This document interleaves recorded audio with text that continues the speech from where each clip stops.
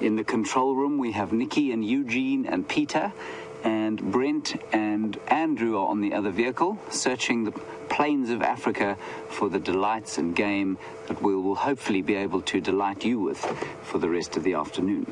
I find myself in the middle of a fairly dense thicket here, looking for Shadow's cub, who I believe we started to call Sindile. And he was seen around here this morning by Scott and me, and also by a few of the other game drives. And our plan this afternoon is to try and find him somewhere here.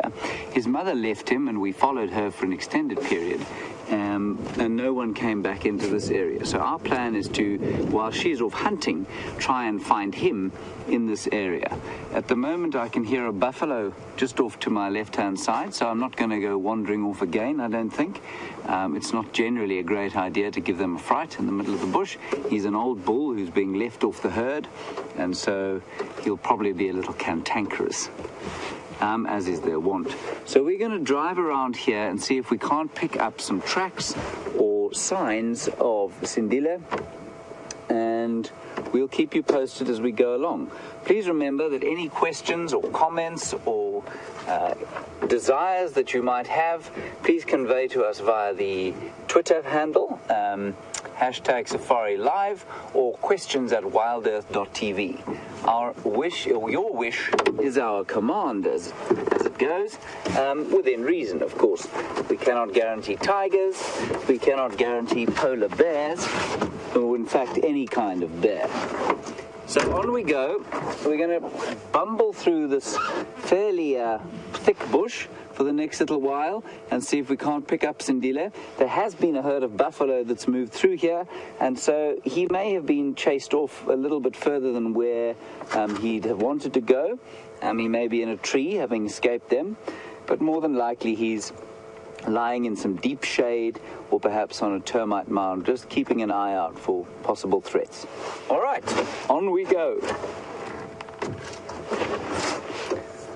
I seem to have lost my hearing device. There we go. Now you can talk to me to your heart's content, and I will attempt to answer any questions you have or adhere to any comments.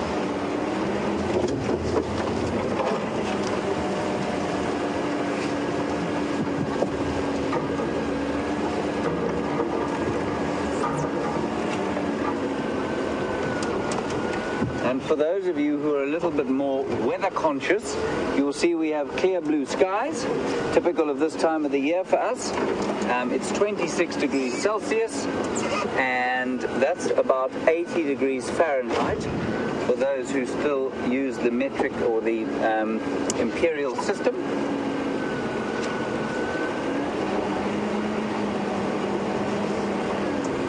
I suspect that he has probably headed down towards the drainage line where there was more cover, because you can see, well, maybe you can't, but you might be able to see the grass has been flattened a bit by a big herd of buffalo. There were probably about 100 to 150 animals there.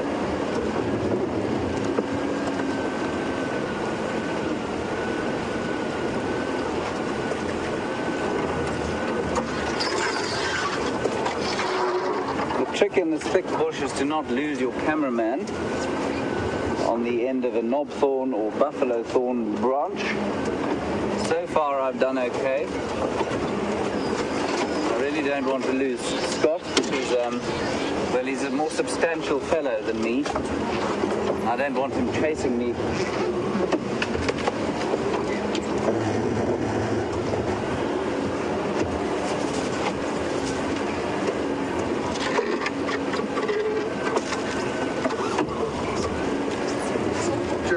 Unplug your earpiece, I can fix it for you quickly.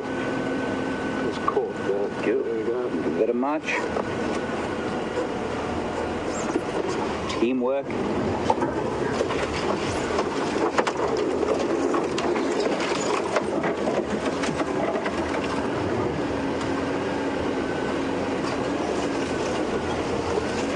Great example, as we drive through here, you can see the Cambritum trees, which are the most common trees around here, are just turning yellow,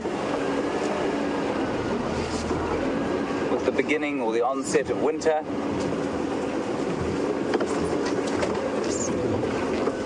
And some of the trees have already lost all their leaves, like the marulas.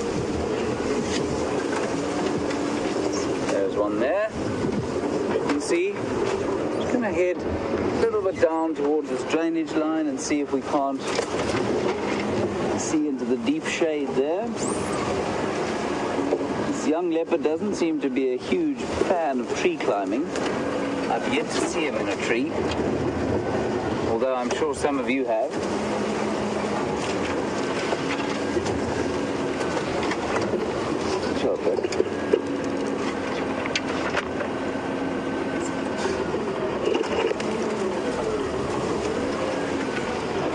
To do now is cross over to Brent.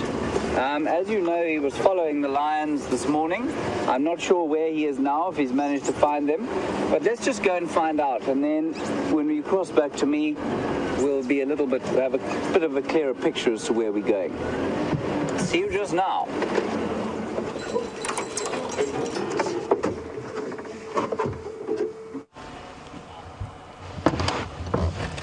Welcome on the sunset safari, everyone. My name's Brent. Andrew's on camera with me today, and I'm sure James has done the rest of the introductions. As James might have informed you, we are out searching for lions, and all we've managed to find is a fork-tailed drongo. Quite an interesting little bird. Very aggressive. They chase predators, especially bird predators around that come into their territory. Oh, Andrew, did you hear that? It sounds like there's something just over my shoulder. And yes, we have been very lucky. We have managed to find the Nkuhuma Pride. They haven't moved very far from where we left them this morning. I was a bit worried because it's been quite a cool day, and there were buffalo close by that they might have moved during the day, but they haven't moved very far, maybe about 20 meters. So we are with them and that big pile of lions, and they don't look like they're going to be moving too soon. For those of you who are new, we are on a live African safari in Nkuhuma Private Game Reserve in the Sabi Sands of South Africa. We're part of the Greater Kruger National Park, so there's about a 5 million acre area that's set aside to wildlife. Just make sure nothing sneaks up behind me.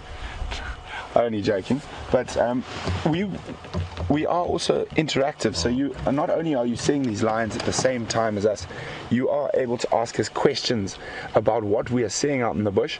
You can do that by using the hashtag #SafariLive on Twitter, or you can email us on questions@wildearth.tv. So we are definitely going to stay around with these lions this afternoon. They are quite hungry. And they were showing interest in different things this morning while we were following them on the sunrise safari. And it's a possibility they are hungry enough that they might start moving a little bit earlier than they would normally. It has been a warm winter's day, but still cool compared to the summer. So there is a possibility they might start moving earlier today. But we're very happy that we've been able to find them, and they haven't moved too far. So all 8 members of the Pride are here at the moment, the majority being in this cluster of lions lying right next to us. There are 1, 2, 3, 4, 5, how many there? 6 in this little cluster, and 2 lying off in the background. You can see one with her head up doing a bit of grooming, and another who is a very flat cat to the left of that. So what they've done and would have done with the shade is they would have constantly moved during the day to follow the shade as it moved around the bush, and as you can see, the sun is starting to catch up with them again, so that could incite them to move, or just move a meter or two and flop down in the shade again. We're just going to move the vehicle slightly around to give you guys a bit of a different angle.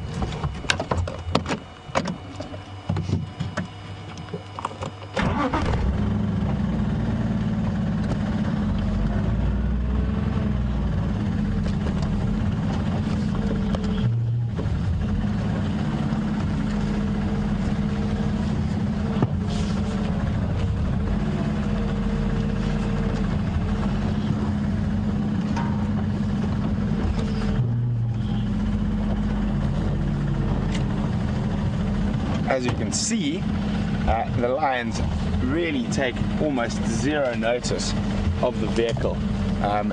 Most of these lions will have grown up with cars from when they're cubs.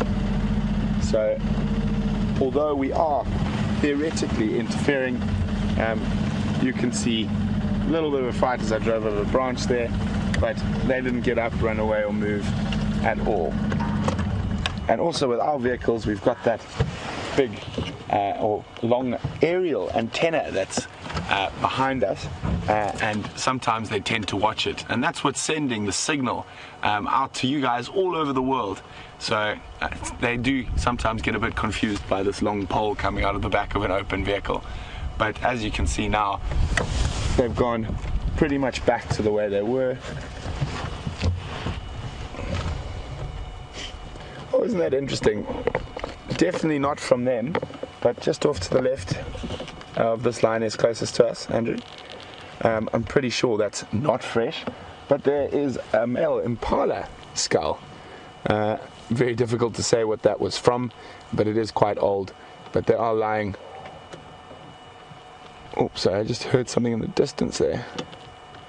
Sounded like elephants, but very far away.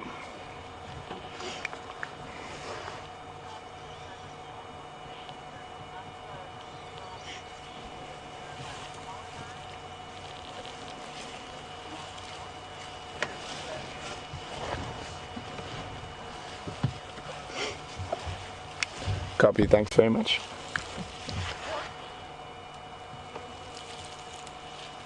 So I just got a message from Scott and James, which could be quite exciting. That big herd of buffalo that was seen this morning has crossed.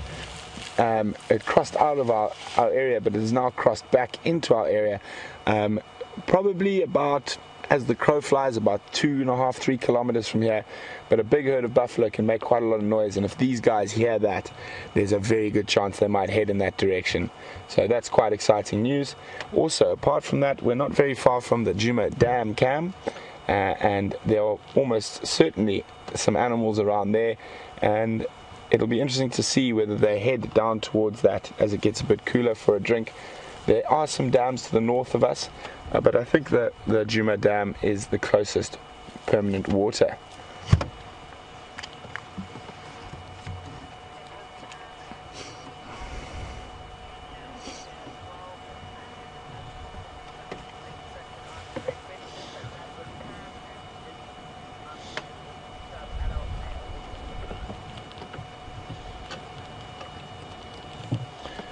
Now that doesn't look, that's quite a sight. I mean, fast asleep, legs out to the sky, they look very, very comfortable.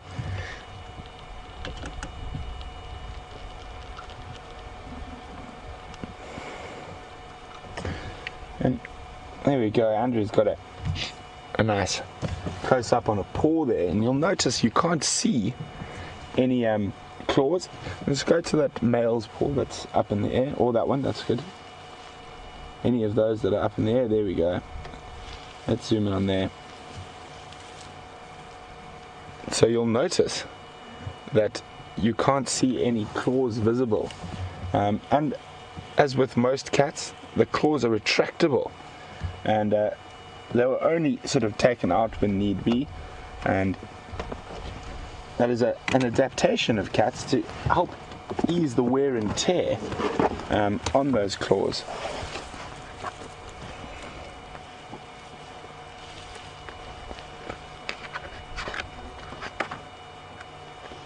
What I do, I've got quite an interesting image that I'm just going to find in my book here quickly for you, that will show you how a lion's claw works.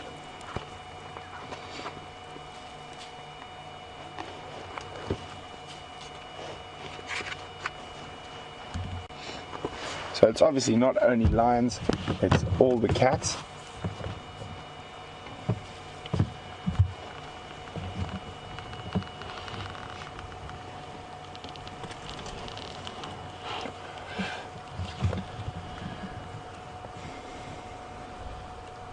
So there we go.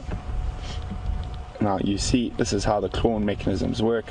When they are retracted, there is a little ligament here, and you can see how it folds in like that, and that little ligament becomes loose, so like a spring, and the claw retracts in. When the ligament is extended and tightened, you can see how it flicks out, sort of, so it goes from that to almost like that. So it's like straightening your finger. You can see the bend in the bone there, in the phalanges bones, in what would be the similar to our finger bones.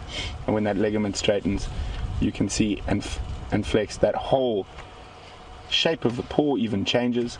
You see how you've got the front pad, or the toe pad there, and then the main part of the back pad. And that's how we normally see the tracks when we're following them. But when they're extended, I mean, look at that massive gap, and that's where that ligament is in there, and that extends, so you can even see how the shape of a track would change when the lion's claws are extended.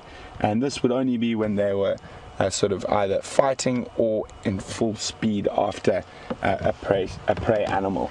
But nice little visual there to give you a bit of an idea of how a lion's claws work.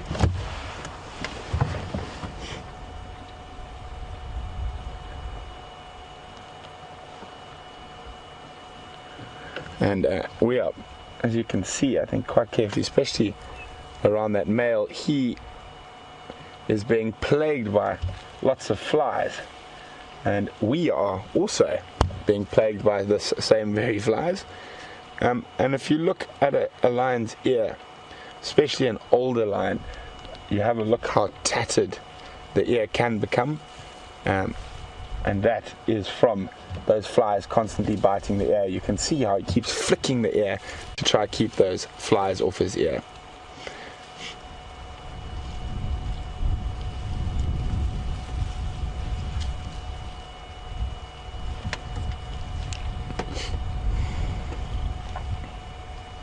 All the ears flicking. For the old viewers, I'm sure you've heard me mention, when we are looking for lions in the middle of the bush, especially when we're tracking, quite often we are looking for them while they're sleeping, and this is how they would sleep. So the things we're looking for, as you can see on that lioness lying on her back, the much paler color on her belly, and in the bush, that's something that would stick out to it once your eyes are used to that. And also that constant ear flicking is another thing we'd be looking for if we were walking and tracking them on foot. And then also, they're not doing it so much at the moment, but you do occasionally get a tail flick, and those are some of the very important things you look for when you're tracking on foot or walking lions on foot.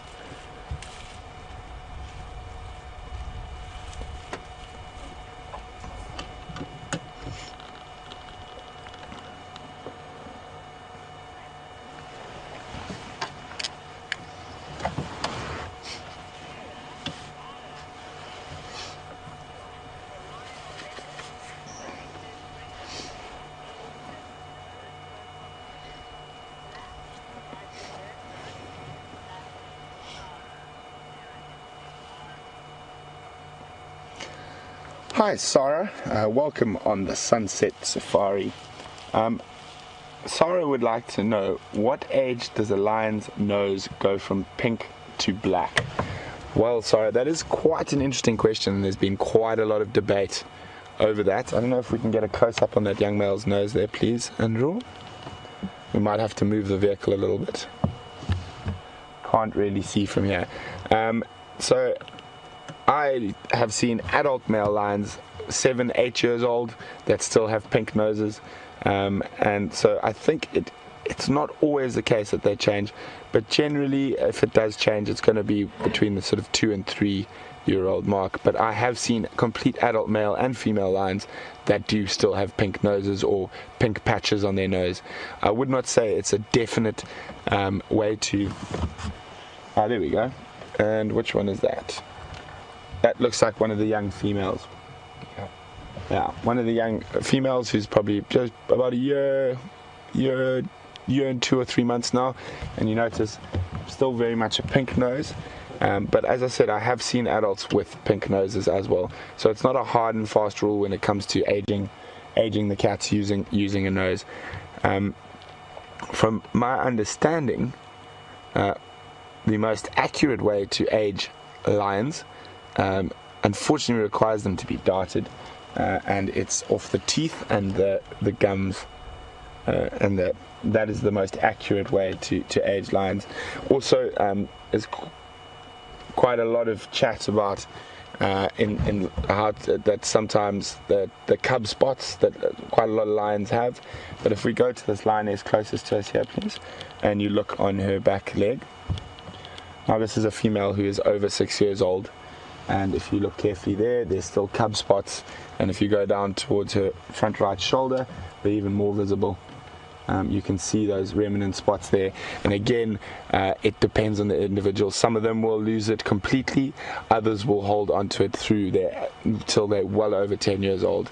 So it is difficult. The one thing you can say with lions is it's an adult and a sub-adult, because, and only once particularly with lionesses, if they are sort of in their prime, between sort of 5 and 10 years old, to tell the difference between a 6-year-old and an 8-year-old lion is very difficult unless you have spent your whole that lion's watching that lion for its whole life.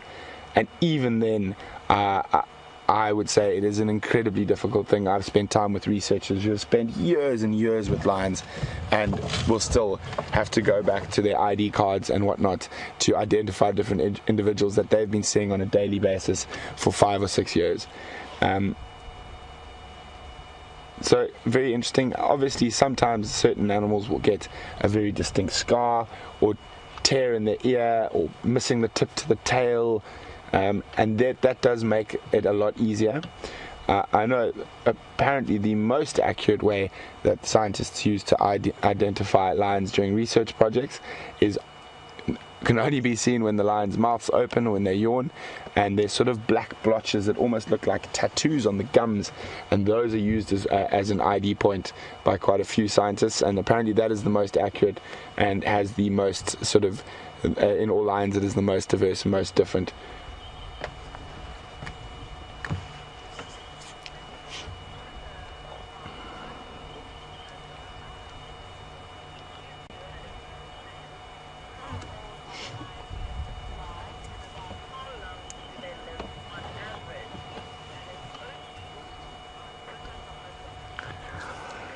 Hi, Oki from Oklahoma, who is contacting us via Twitter this Sunset Safari.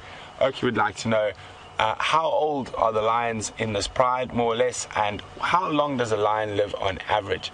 Well, Oki, as far as I know from the information I've gathered from the other guides, we can go have a look at the lions. It's probably much nicer to explain that way. There are in total there are 8 lions in this pride.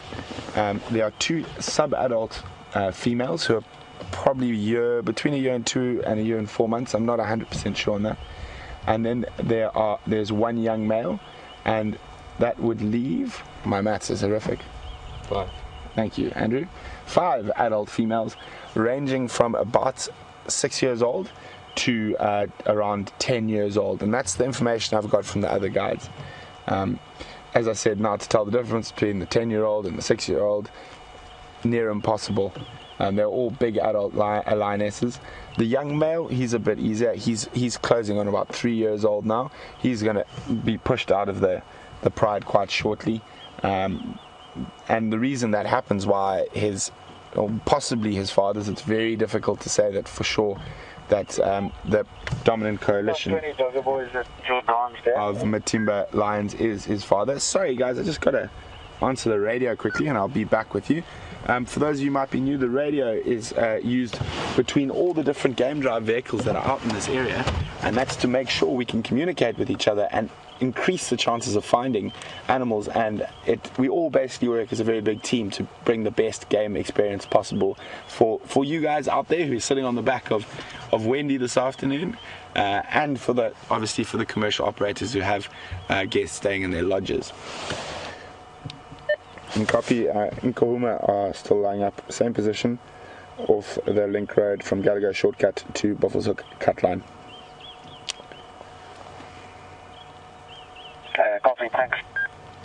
Okay, so I get back to your question, how long do lions live for? Oh, there's a bit of a stretch there. lionesses generally will live up to about 15 in the wild, but generally a few years below that. Male lions, anything over 10, 11 years old is sort of the end of a male lion's prime. Again, they can live longer, but they're generally killed by competing males coming in to take over their territories. In captivity, I know lions can live over 20 years, but in the wild, it's very seldom to find a lion that's over 15 years old. Lionesses generally live a little bit longer than males because once the new males come in, they want to mate with the lionesses and sire the next generation.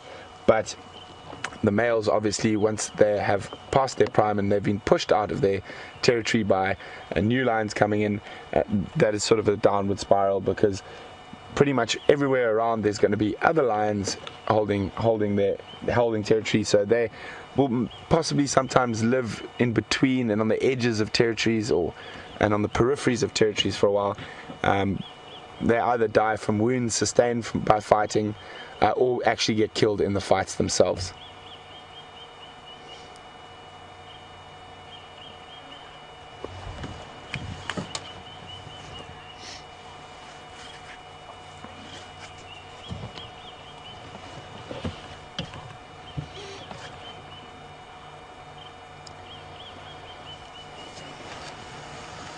Hi, Donna from South Carolina. Welcome on the Sunset Safari, Donna. Donna would like to know whether these cats have eaten recently, or is it just hot, they're panting. We're going to go back and have a look at the lions now. If you have a look at the stomachs, they're not actually breathing that heavily, Donna. They have eaten, but probably not in the last 2 days. They are not starving, but they definitely could do with a meal. I mean, if they had eaten very recently, you would see that they would be panting much heavier and their stomachs would be going constantly.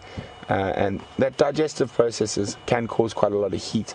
They are unable to sweat like us, so they cool down by breathing heavily and bringing air over their tongue where there's a lot of capillaries or blood vessels, and that air cools down those blood vessels on their tongue and their mouth, the same as a domestic dog or cat would do.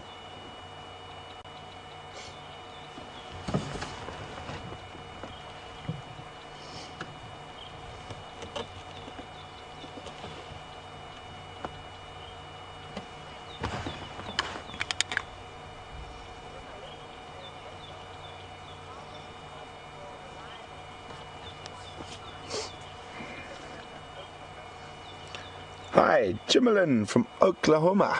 Welcome on the Sunset Safari, Jimelin. Jimelin would like to know how many cubs a lioness will have at the same time. Jimelin, normally the maximum is 3. I'm sure there has been recorded cases of more, but the most I've ever seen in the wild is 3. But I think there is a possibility that there have been a few more. I'll just double check on that for you. Or if you guys out there, maybe you can have a look, see if you can find on the internet, because you have access to that. I unfortunately, while sitting next to lions, do not. Well, actually, fortunately for me. But could you please see if you can find what is the most recorded lion cubs born to a single female? And once you get that answer, you can send it through to me to questions@wildearth.tv, or use the hashtag Safari Live on Twitter. And at the same time, I'll see what my Mammal Bible, my big heavy book, says about that as well. And we can then compare, see what my book says compared to what you guys can find out on the internet.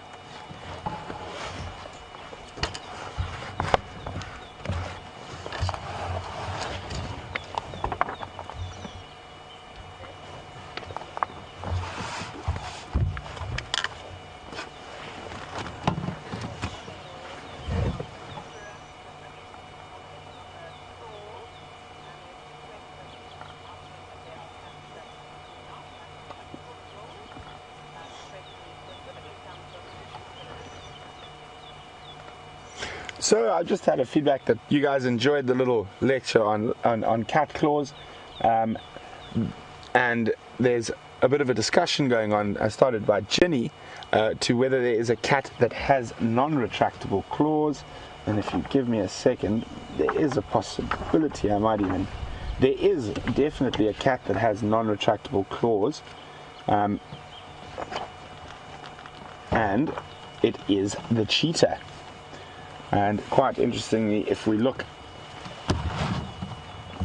at, let's have a look first at, what doesn't matter, there's a spore of a leopard there, and you see the 3 lobes at the back and no claws showing. And then if we go through to the cheetah and we have a look at a cheetah's tracks, you can see that there are definitely claws showing. Now a cheetah, they have semi-retractable claws, so not fully retractable. They still do move a little bit in and out, but on their tracks you will almost always see those claws. So that is the cat that has semi-retractable claws, and that is a special adaptation for the high speeds the cheetah reach, and they have to keep that elongated. Also for an animal, just to roll over, for an animal of their size, they've got incredibly large feet. So a cheetah track is very big, even though the animal is very slight, and that's again another adaptation. They need sort of a lot more sort of foot while they're hitting those very high speeds, even though they barely touch the ground on that.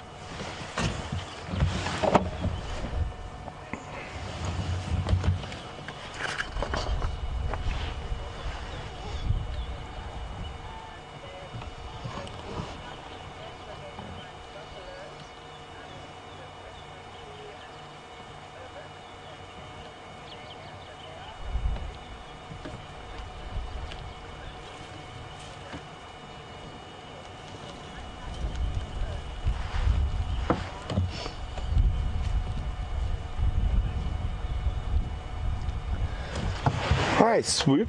Swoop is saying that her cat, or his cat, sorry, I'm not sure, Swoop, whether you're a man or a woman there, but Swoop says their cat has 6 toes on each foot, and would like to know whether a lion does as well. As far as I know, a lion's only got 5, including the dew claw. So 4 in the front, and then the dew claw at the back. We might be able to see a dew claw on the front foot of one of these lions, but they're all lying in a position. We're just trying to have a look. We can't really see it now, but there is a dew claw on the back of that. So as far as I am aware, they only have 5. I'm not sure whether smaller cats are supposed to have 6 or 5. I thought it was 5, but I'm not 100% sure. Swoop, maybe you've got a very rare cat.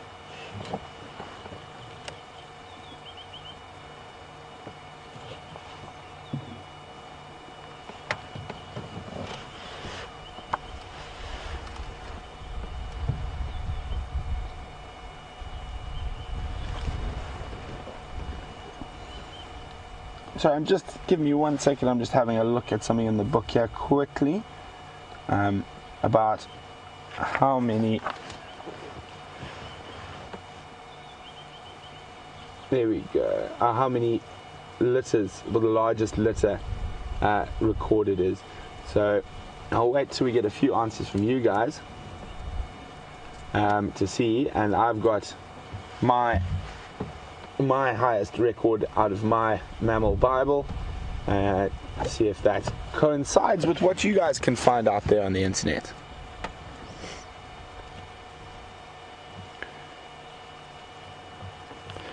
But I would definitely say on average the number of cubs is 3 or near 3, depending on the area as well.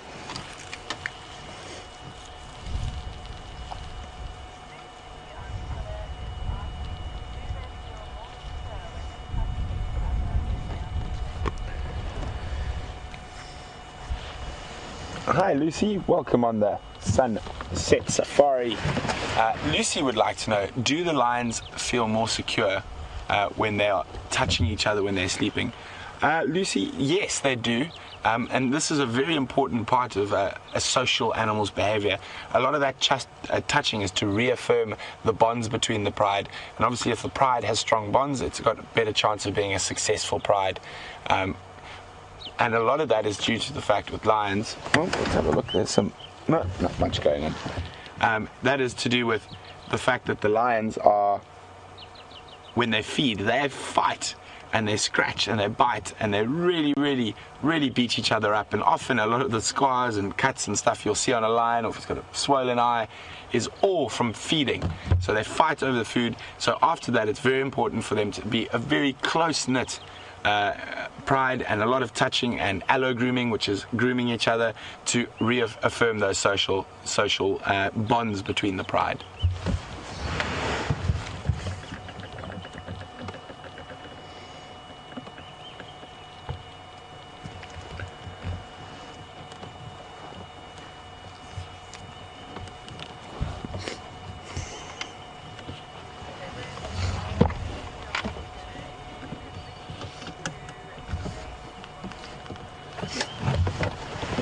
So guys, while we're sitting here with these very flat cats, we're going to cross across to James and Scott, see what they've been up to.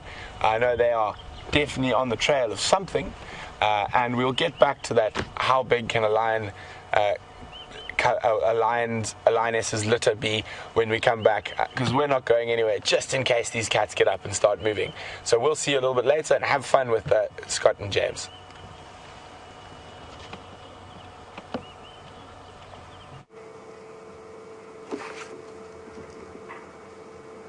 Welcome back to Jiga, everyone.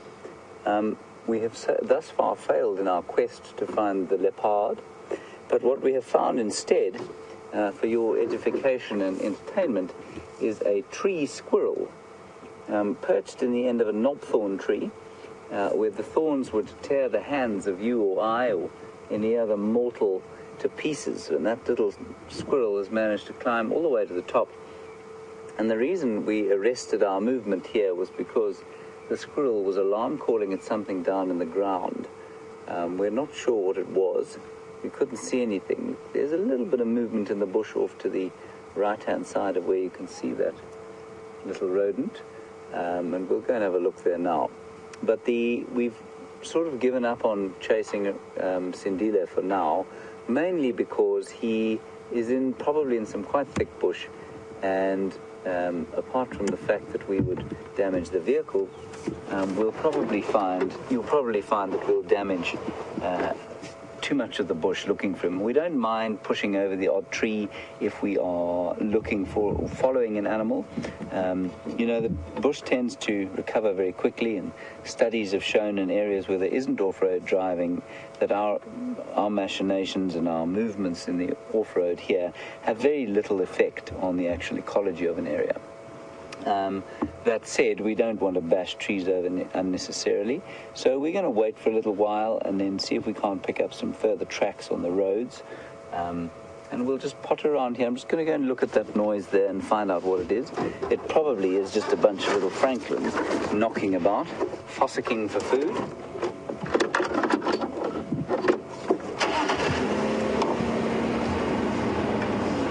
Not sure if a francolin can fossick for food or not. That's what my mother always accused me of doing in the fridge.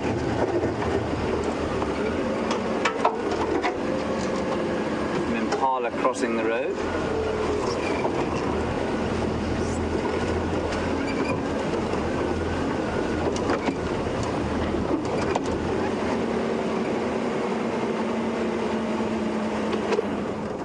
Yeah, what we've got here is a little bird party.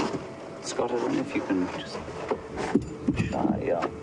focus down on that fallen Breeton tree, and we've got a whole lot of birds there. I'll try and run through some of them now. There were some drongos, fork-tailed drongos. Looks like some arrow-marked babblers. Yeah, I'm sure you're not getting a great picture of them at the moment, but you can see the movement there. And knocking about on the ground like those birds are doing sounds remarkably like the footfall of a gentle leopard wandering through the area.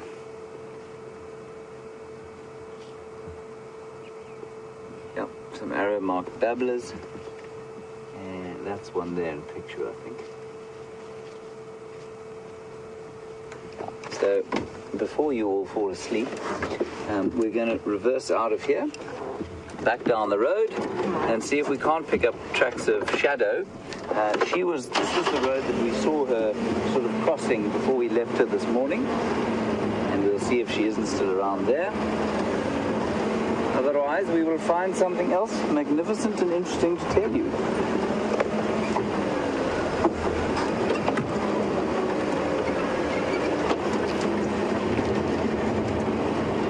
Afternoon, mobile stations. Any updates? There's an Impala on the road there.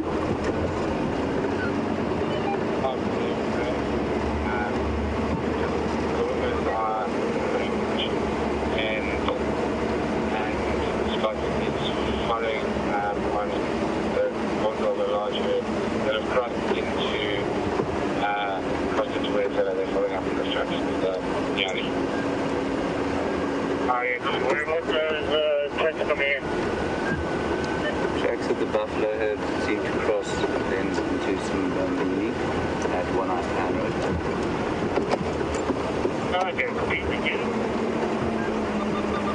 Rather a pleasant little Impala sighting here. I'm just going to lower my voice a bit. They tend to be a little put off by our voices. This is a fantastic Impala sighting.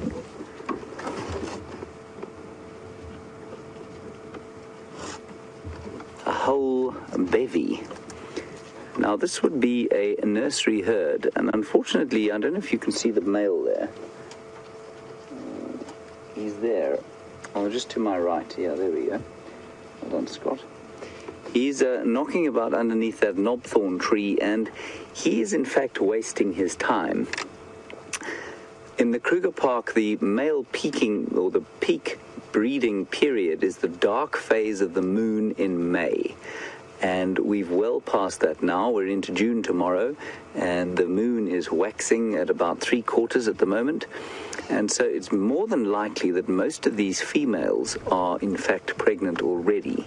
So he is either looking after his herd out of a sense of loyalty, but more than likely he's not quite au fait with the breeding patterns of the ewes here.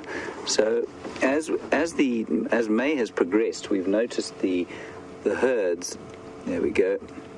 We've noticed the herds. The male herd the bachelor herd starting to sort of conglomerate again slowly, and the sort of grunting and roaring that the male impala make has become sort of progressively less. That's not to say that all the ewes are pregnant yet, but it's quite likely that they are. I'm just going to sneak a little bit forward. I tend to pass up the impala a little too often, I think. Especially a magnificent herd like this.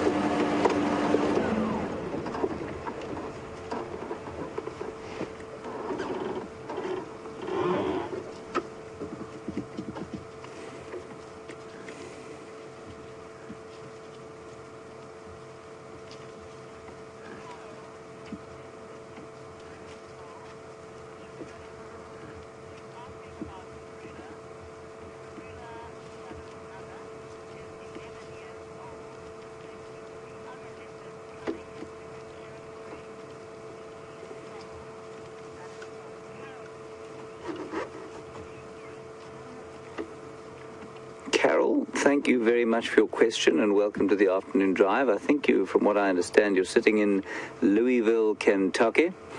Welcome from Kentucky. It's a slightly different environment to what you're used to. You want to know if Karula, being an 11-year-old leopard, is in trouble, I think was your word, because she's getting on a bit and may lose her territory. I would say at 11 she's pretty much okay for now. At 13 she's going to start losing condition quite fast, and then she would be sort of under more threat, and would probably have to then keep a lower profile and could well be sort of usurped from her territory.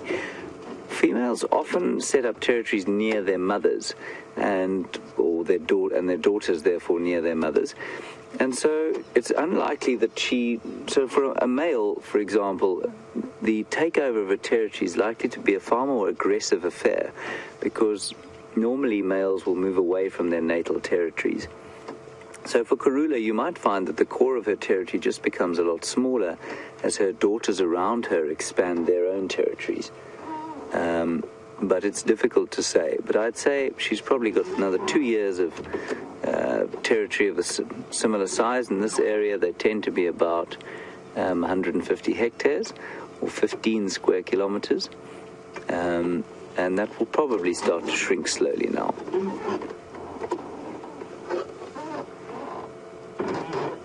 See there, a lovely example of an impala's ability to browse, which sort of most of the other grazing antelope can't. They will generally pick grass if they can, but in the winter months like this, they will find leaves to browse. I'll sneak a little bit forward.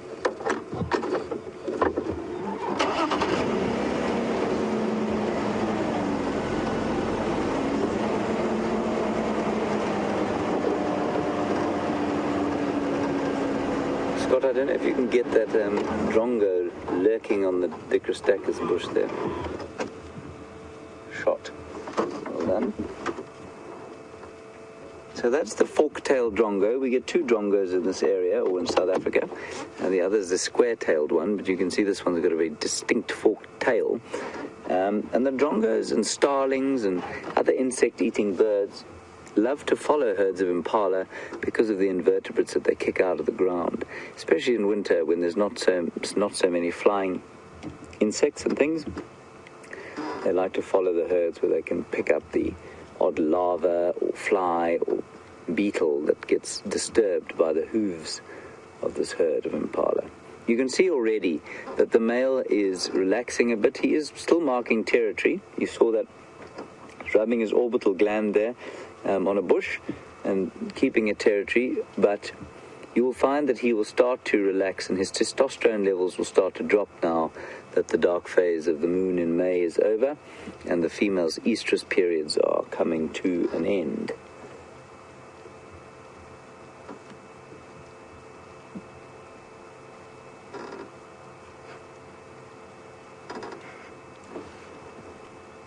You stop behind the bush.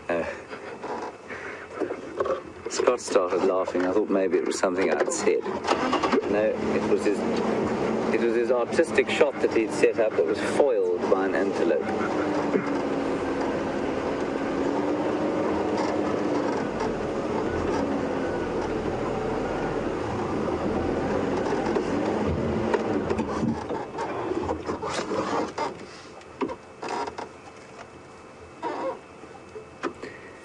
Ginny on Twitter, thank you for making use of the Twitterverse.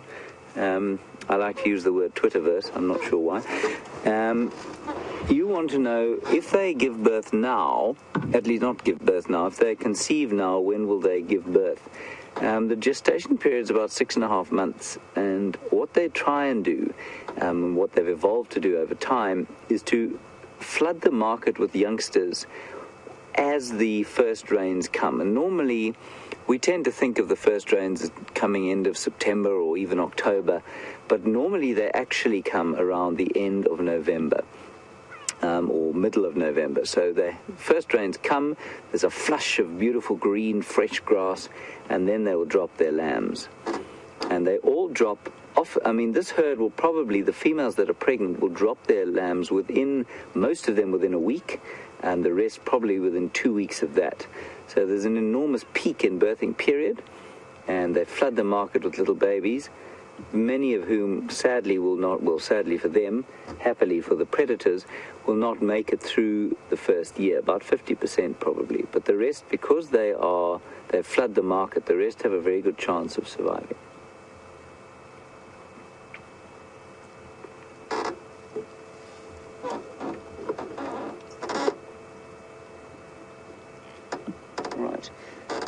As I mentioned yesterday, they're in and around what we call a sodic area. where the soils are quite sodium rich. I tried some myself last night. Tastes pretty much like ordinary soil to me, but the grasses that grow in these sodic areas will be fairly nutritious. I'm not sure if Scott will be able to catch this, but if he zooms out, you'll be able to see on the sand here, just next to the vehicle and probably a little bit in front of the Impala, the herd of buffalo that we were hoping to find again this afternoon, it would seem has gone up to has gone up to a dam or big water hole just to the north of us, drank their fill, had a swim, probably a wallow in the mud, shot the breeze with about the day's news, and then turned around and unfortunately headed across the boundary onto another reserve where we are unable to follow. Such are the property laws of man, and we're going to carry on now and see if we can't find some tracks of the leopard.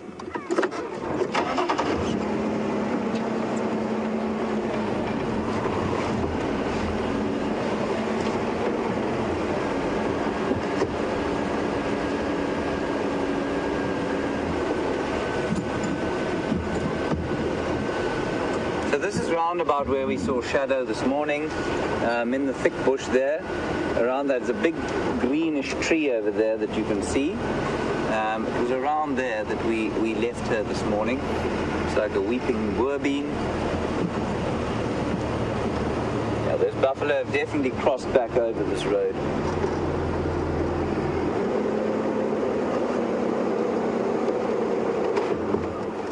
Ever since I've got here, I've been hoping to find a leopard lurking in one of those beautiful brown ivory trees. Thus far, they have failed to please me or acquiesce to my desires.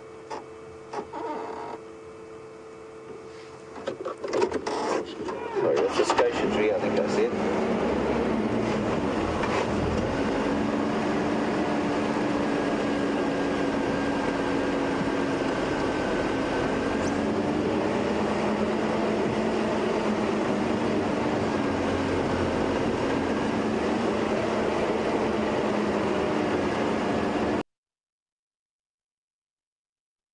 Dark stripe underneath an impala's eyes helps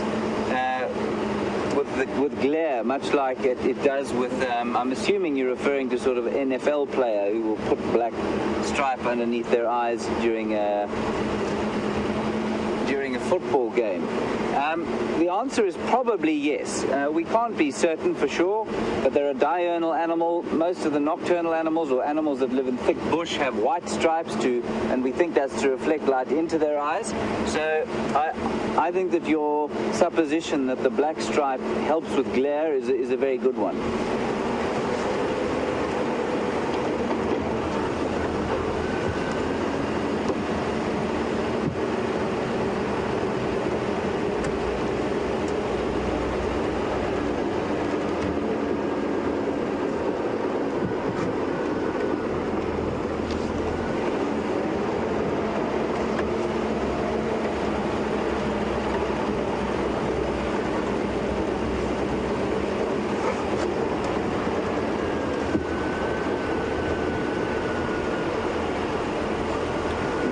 On Twitter from Ohio, another great question. Thank you very much for it.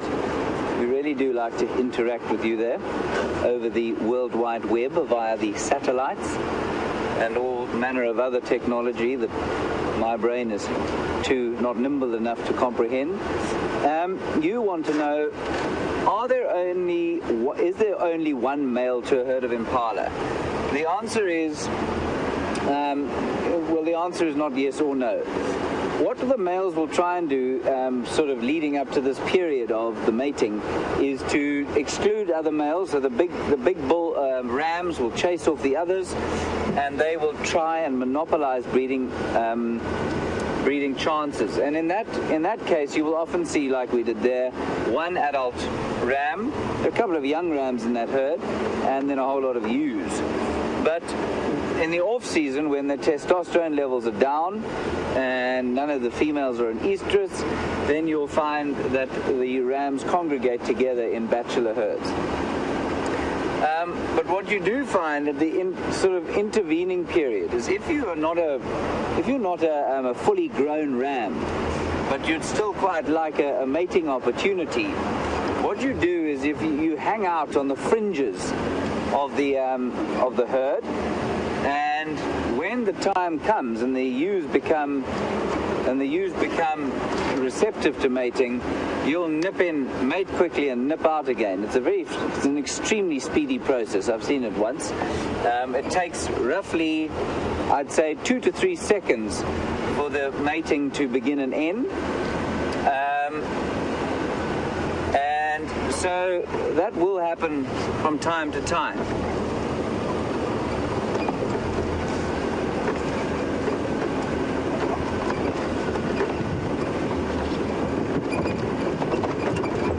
So we're still on the trail, or hopefully on the trail, of trying to find some tracks of Shadow. This is around about where she was.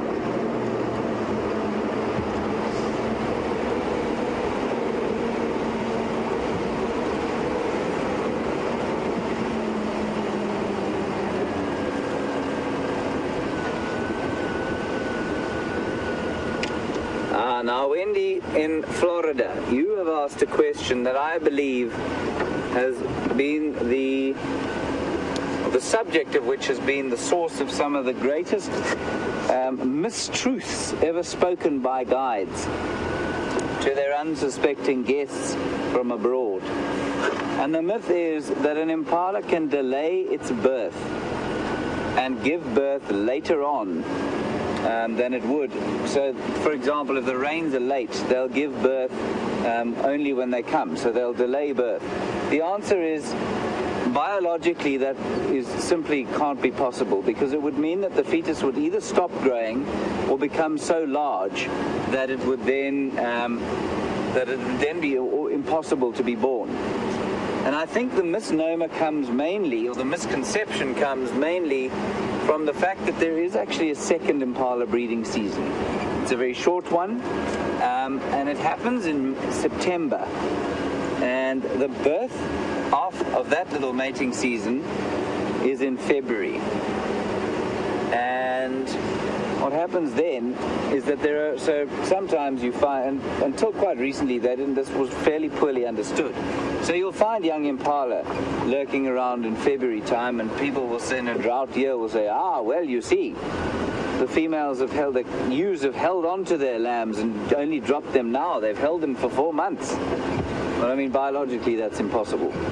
In years that are unfavorable, what I suspect will happen is that the fetus will either be aborted, or there may be a time, up to a certain period, it might be possible for the impala ewe to reabsorb the fetus. But I think after a certain period, and I'm guessing here, but I can't imagine that would be much beyond a month. I think that the abortion is probably the more likely, natural abortion is the more likely outcome of, say, a big drought or something like that. Otherwise, the lambs might be born in such a weakened state that they can't actually keep up with the herd, in which case we wouldn't see them dying. So, in answer to your question, no, impala can't delay their births. I mean, maybe for a week or two. Even that I would be suspicious of.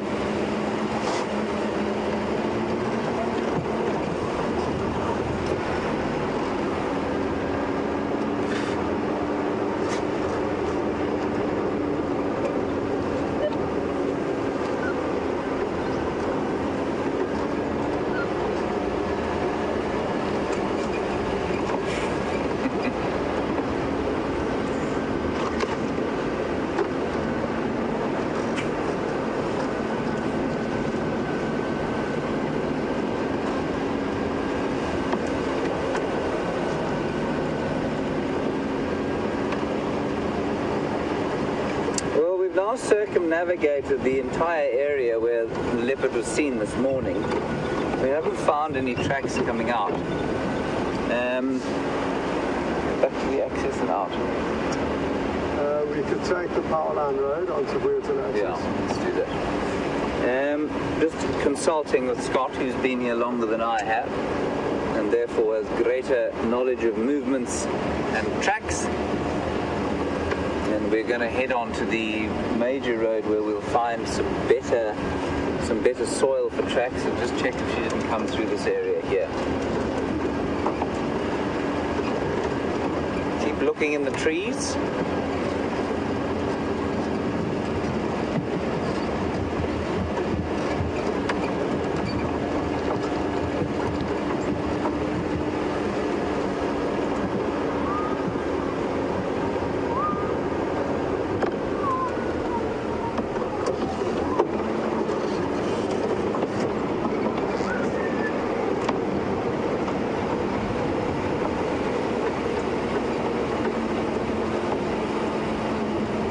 See this area to my left here is filled with what we call silver cluster leaf trees.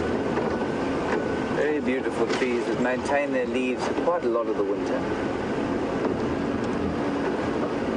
They have a silver sheen when looked at in the light of the soon-to-be setting African sun, which is what we have behind us now. Tremendous privilege to experience it every afternoon, I must say, and an even greater privilege that we're able to send it over to you.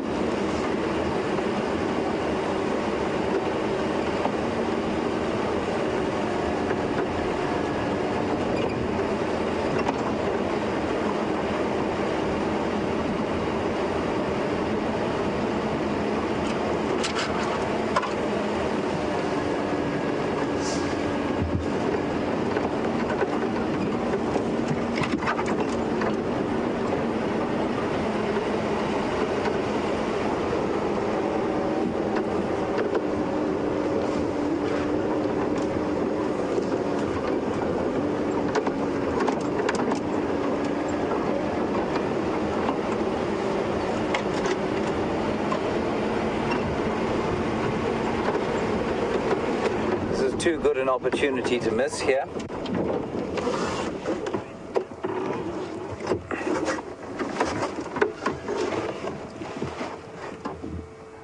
Sorry, I'm just waiting for a question. Okay. I'm just going to climb this termite mound, mainly because I just want to climb this termite mound.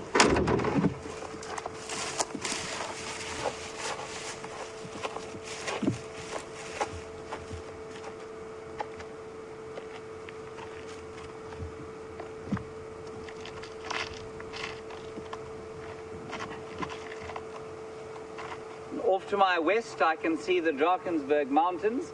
I told you last night that they extend 3,000 kilometers down to the Eastern Cape. That's not in fact true. It's only about 1,000 kilometers. I checked that today. And off to the east, the mad expanse of the Kruger National Park and into the Mozambican coastal plain. As I come down this in an elegant fashion, we get into trouble if we fall off things, you see. There's a big hole here, and this hole, which I'm not going to fall into, was dug by an aardvark. Say that 4 times before you've had your morning coffee. An aardvark is, or aardvark in English, is an ant bear that eats a lot of ants and also termites. And this is obviously a termite mound that I'm standing on. But the problem with these holes, of course, is that they're not only eating burrows, they provide homes for various other creatures once the aardvark has eaten what he's going to eat. And what you'll find that in a hole like this, a warthog might go down there, and what they do is they go in backwards. A whole sound of them might do that. And when you're walking past, you can get yourself into a bit of trouble, because sometimes they'll come bursting out in a sort of terrified frenzy. And a friend of mine was walking past there once with he had a fellow and his daughter, and it was he, the 2 guests, and the tracker behind, and the tracker in front. And he went past with his rifle, and the tracker went past the hole, and the father went past the hole, and as the daughter went past, this warthog came out. And she turned, And as the warthog hit her, he hit her sort of between her legs, and she fell onto his back and disappeared all through the bush with this woman riding on her back. And she eventually fell off, and they rushed up, and she was fine, she was okay, she was a little shocked. But they turned around, dusted her off, and there was only Alex, who was my mate, and the father and the daughter left, and they had lost the tracker. And they eventually found him in a state of apoplectic hysterics just next to this thing, because in all his years in the bush, and he'd grown up from age 4 in the bush, he'd never seen anything so funny in all his life. She didn't find it too funny, and there was a bit of a stony silence on the way home, but it all ended okay.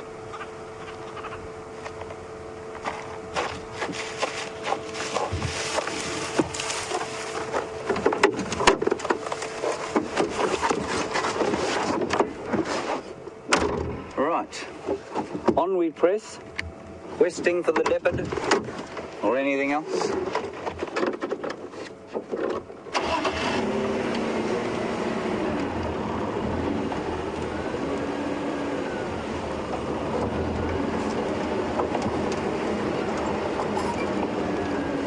Just to keep you posted, we are going to send you back to Brent just now, but apparently the lions are doing the typical lion thing, which is in fact nothing, and they're probably barely visible above the grass.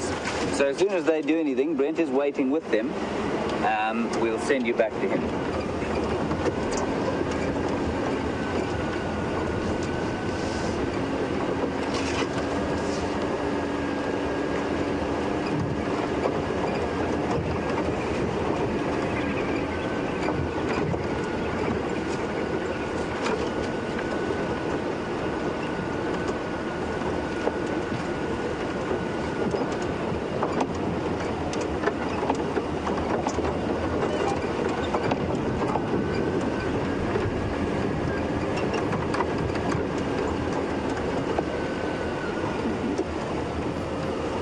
Turn in here.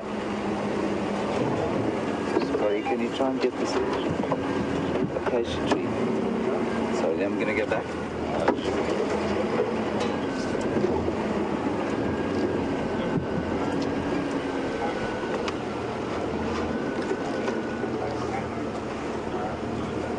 That's on the roots there.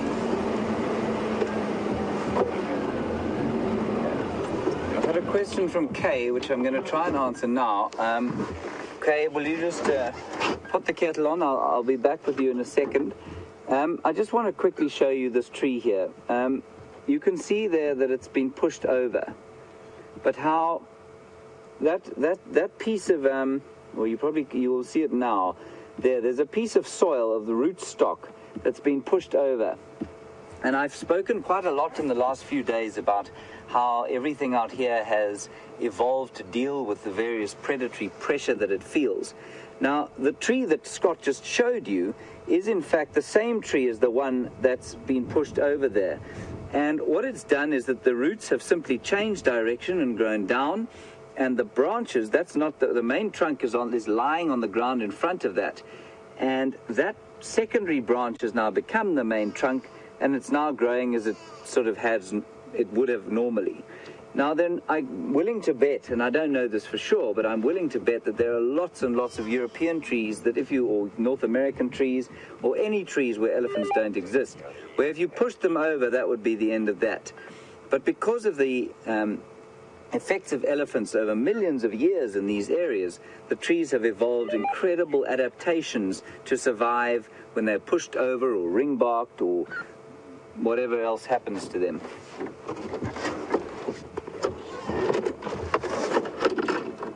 Right, Kay, back to your question. You want to know what is the effect on fertilization of buffalo dung on the soil. I'm not going to give you a particularly in-depth answer, but safe to say that buffalo dung on soil, and we have fewer buffalo than we used to in the area, and that's largely because the water is not as concentrated as it used to be.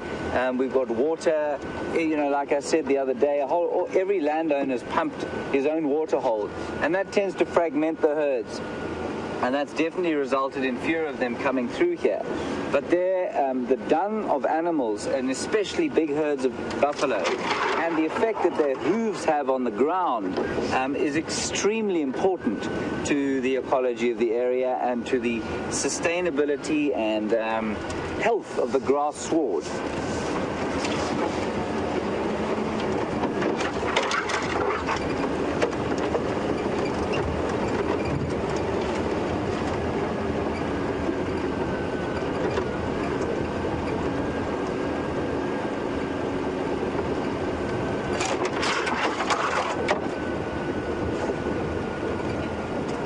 Right, so I think one of the lions has twitched an ear, which has resulted in my friend Brent going apoplectic with delight.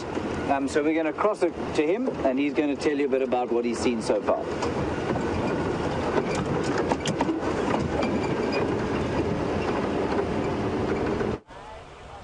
Welcome back, guys. There's a bit of grooming and stuff going on, so we're going to definitely focus on the lions. There was a little bit of movement happening. It is getting cooler, so I'm hoping one lioness got up and went for afternoon ablutions. There's a lot more stretching and movement going on around, so what I am hoping is that they might not get moving just yet, but they are in the process of it.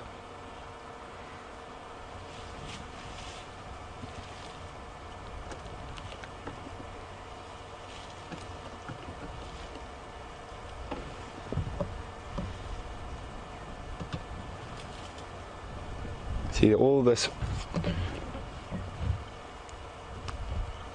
social grooming and touching like that, apart from being a very important part of lion pride dynamics, it's also a very good sign that they might be thinking about moving shortly. Of course, they might just trick us all.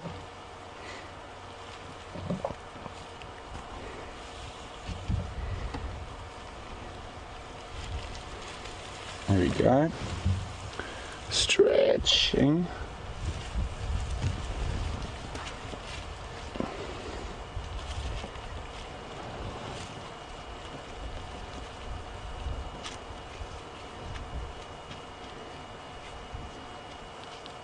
I mean, look at those muscles.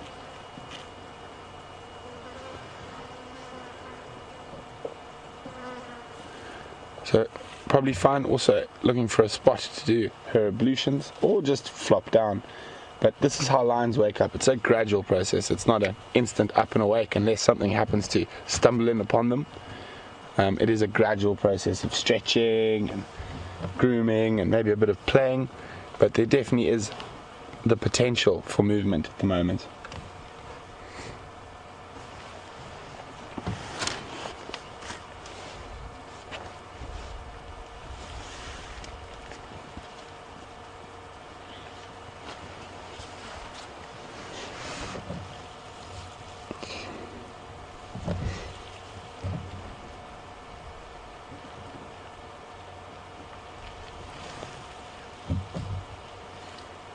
So for those of you who might have just joined in, you are sitting on the back of my safari vehicle on a live safari in Nkuhuma Private Game Reserve in South Africa. We are literally less than 10 feet from a pride of 8 lions that look like they're going to start getting up, stretching, grooming, and hopefully head out hunting. Obviously, not all of them look quite active. Some of them are still very, very much flat cats, but there is a lot more movement than was happening, say, half an hour ago. And as I said, it's a precursor to movement. So it doesn't mean they're necessarily going to move right now, but it is the right time of the afternoon, and the temperature's dropping.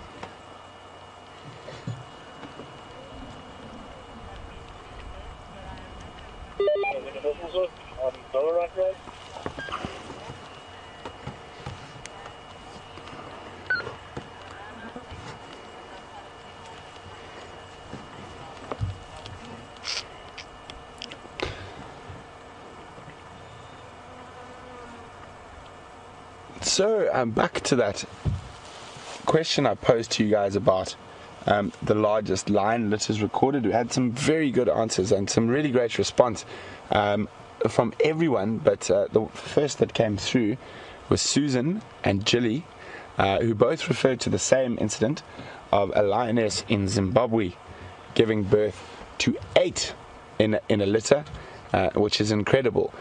But I can't really take that as it definitely is a world record, but that was to a captive animal, and so not an animal living in the wild.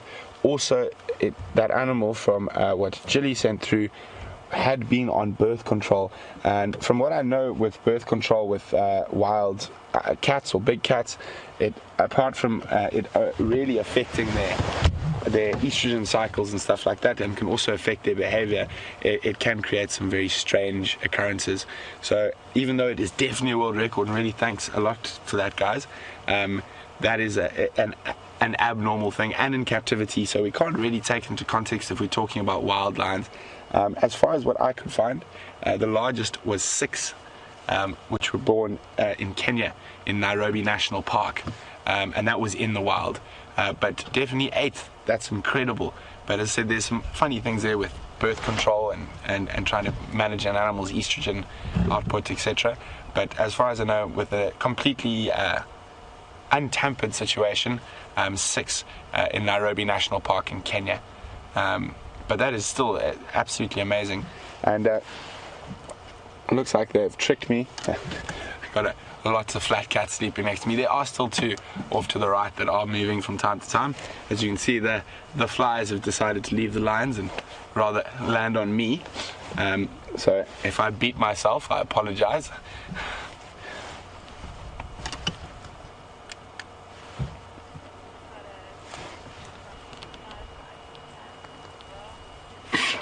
Oh, bless you.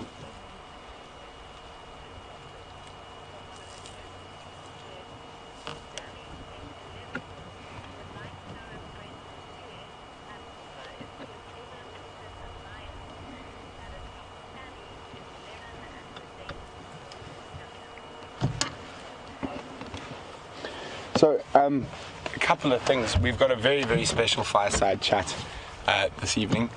We got a really wonderful email from Angie, who's a cancer nurse at the Dayton's Children's Cancer Ward in Ohio, and so we're going to be taking quite a few questions from the kids who are in the ward today, and also tonight's fireside chat will be a special show. A part of that will be a special show just for them. So welcome everyone at Dayton. Thanks for joining us on this Sunset Safari. We're really, really, really happy to have you with us. We couldn't think of a better way to spend our Sunday than with you. And we've got a question from Sammy, who's 11 years old. Sammy would like to know, am I scared, and have I ever petted a lion?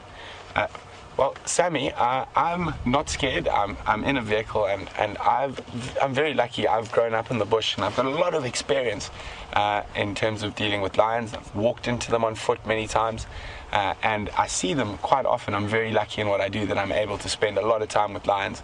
So no, I'm not scared, but I still have a very, very big respect for lions, and I know where not to cross the boundary, so not to go too close, and on foot not to push them too much. The next question is whether I've petted a lion. It's a difficult one, Sammy. Generally, I would say you shouldn't pet lions, even the cubs and stuff that people have in zoos. What happens is it's a bit of a strange environment where they actually breed the lions just for the petting industry, and then they're sort of discarded afterwards when they get too big to pet. But I have petted a lion at a sanctuary for rescued lions, where I was filming last year. So I have, but generally you must be very careful to go to places that pet lions. A lot of them don't really look after the animals after they're not cubs anymore. So, but yes, I have, and no, I'm not scared. Thank you very much for your question, Sammy. We really do appreciate it.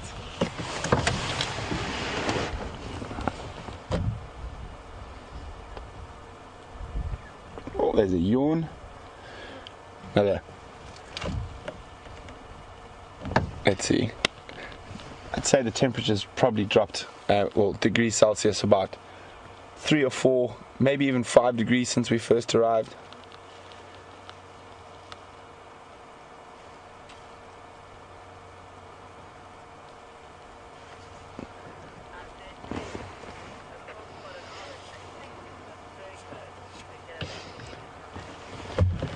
So James has found something really, really interesting, so we're going to cross it across to him quickly, and we'll be back just now. So over to James.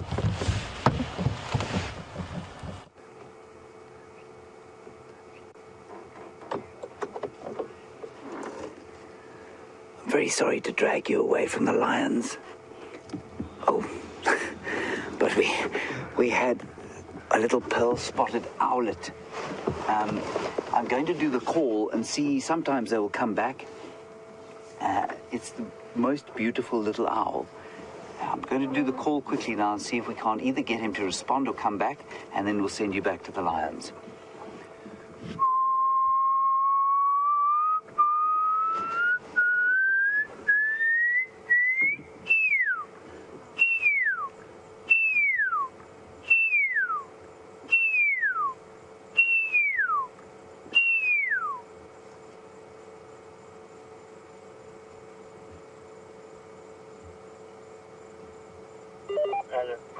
No luck with that one. I'm going to try it once more, and then we'll send you back.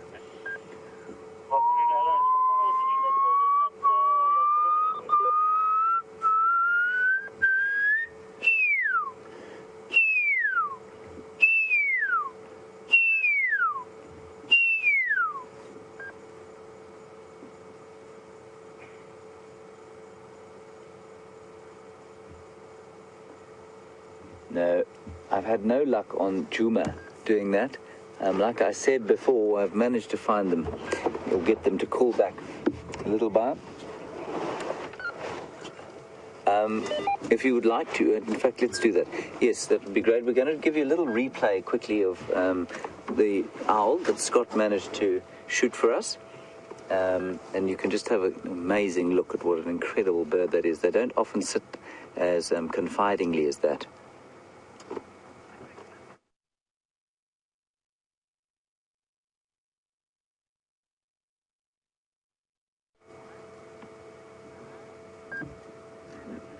I'm going to start on you. So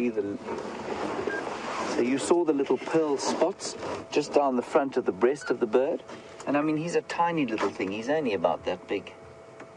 And very aggressive little face. A diurnal owl, so active mainly during the day. And I've seen them catching a woodland kingfisher, which is about the same size, with a nasty beak like that. And that owl will take out a kingfisher like that. So, on we go. I'm not sure what Brent's up to at the moment. We're going to carry on here. We had reports of another herd of buffalo, so not the same one we were trying to find earlier today, which went off the property. We're going to carry on there, and while we're doing that, Brent has got some more lion excitement for you. We're going to cross back to him.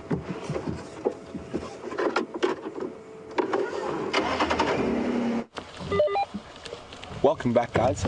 Looks like we've got a bit of movement. Looks like the one lioness has heard something. So all of a sudden, ears are up, and two of the adults have stood up, and they are looking off to the north.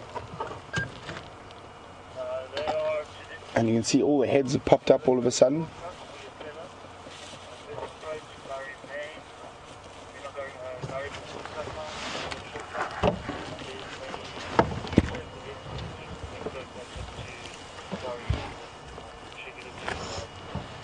So I'm just trying to listen to hear what they might have heard. They could have smelt something just as easily. Obviously their sense of hearing and sense of smell are far superior to mine.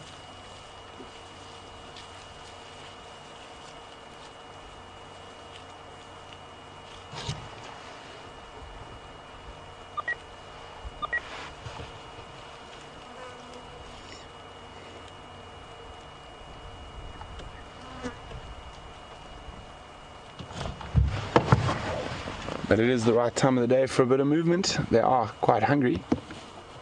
Ooh. You can see now, next one stood up.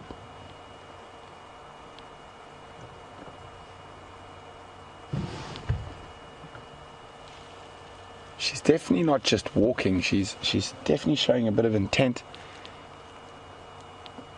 And the same with this lioness closest to us. So the two adult lionesses have split A third adult lioness has just stood up.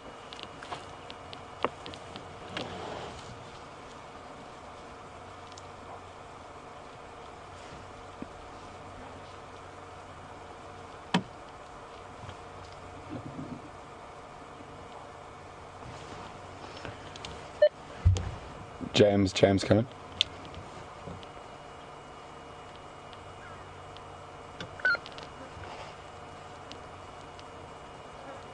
So I can hear Inyala alarm calling down towards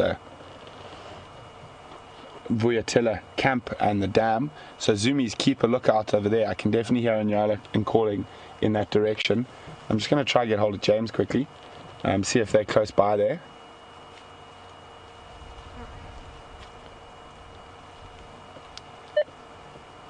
James, you copy?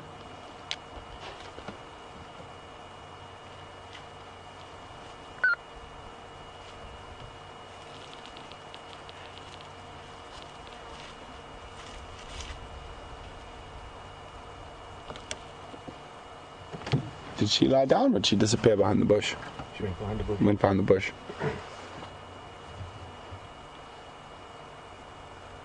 I can hear another game drive vehicle, but that's definitely not what they would have been interested in. They're very used to game drive vehicles being around them.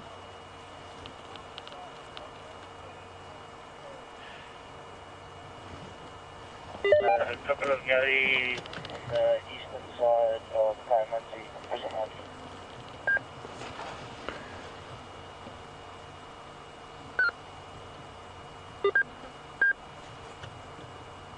Wonder what they've heard.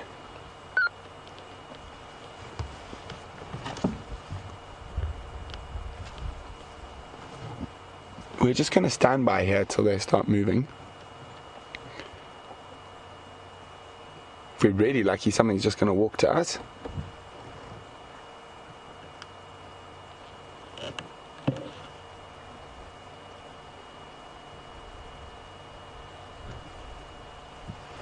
I can just see her ears through the bush. Now imagine that. Imagine you were a buffalo or whatnot, and you were just ambling past. If we looked at this thicket right in front of me here, you can just make out the darks of her ears through that. There we go. There she is. I mean, how's that for camouflage?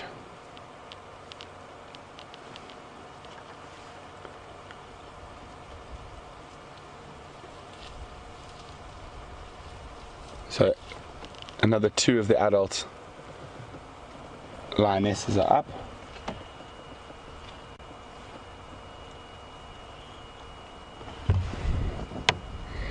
The wind is blowing straight into our faces, so it's possible they've smelt something. She's moving across a little bit now. Just trying to figure out exactly what's going on before we start moving.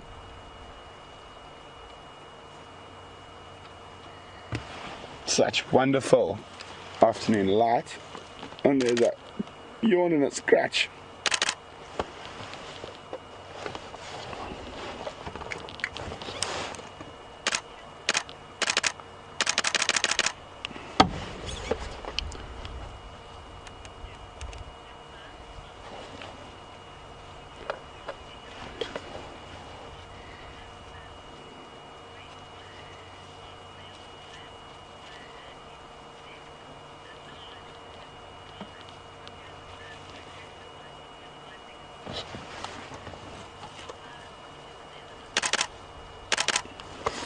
Hi, Hilma from the Netherlands. Hilma is asking questions about the young male lion we've got on camera at the moment. She said she heard he was dead and now she sees him alive and well with the Pride. Hilma, I didn't hear he had been killed. I just heard that he had been chased away from the Pride by the adult males. He is getting to that age where he might start mating with his mothers and sisters. Or sorry, not sisters, I think it's just his mothers and his aunts. And the reason male lions will chase young male lions away is to stop them mating with their direct relations, even though lions are able to inbreed for a number of generations without any adverse effects. on them, it is better that they are moved off. So he'll get to the stage. Oh, he's a big yawn. He'll get to the stage now where he's going to be pushed off and he's going to have to fend for himself or join up with other young males in the same position and form a coalition. Okay, we're going to move forward with the lionesses now.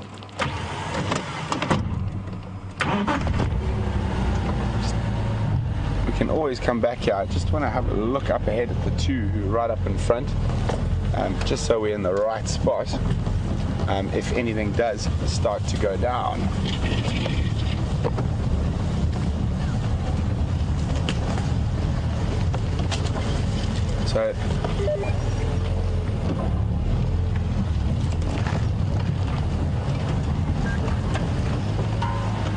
So this is the first female who got up. Standing by, Andrew. Sorry guys, I just need to let someone else know where we are. Are you still on lock with this going? Affirm. Okay, thanks. Cutting off Yellowship Touch, that actually tracks. So, how many more we got there? It's just me, you, second vehicle, and then there's one vehicle from Buffalo's Hook who is also showing interest. Okay, thanks. James, come in.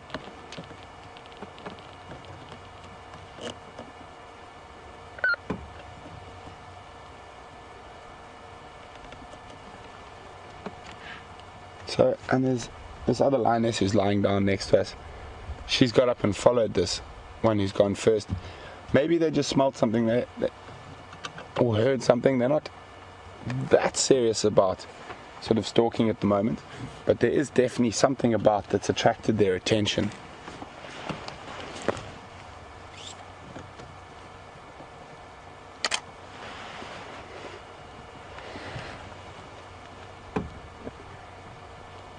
So there's this lioness lying next to us here. There's this other one who's up in the front here. It was the first one to get up and start moving.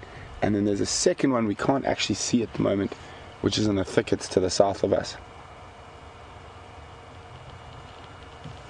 Somewhere around there. Maybe Andrew spotted her and I can't from where I am. So negative. Negative. Okay, well this one's on the move again. So I'm really wondering what they've heard. See, she's smelling the air.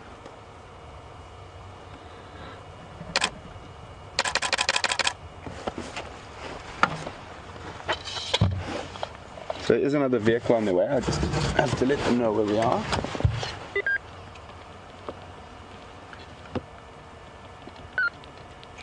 Andrew, do you have my visual? I can see you. Just look up towards the cut line.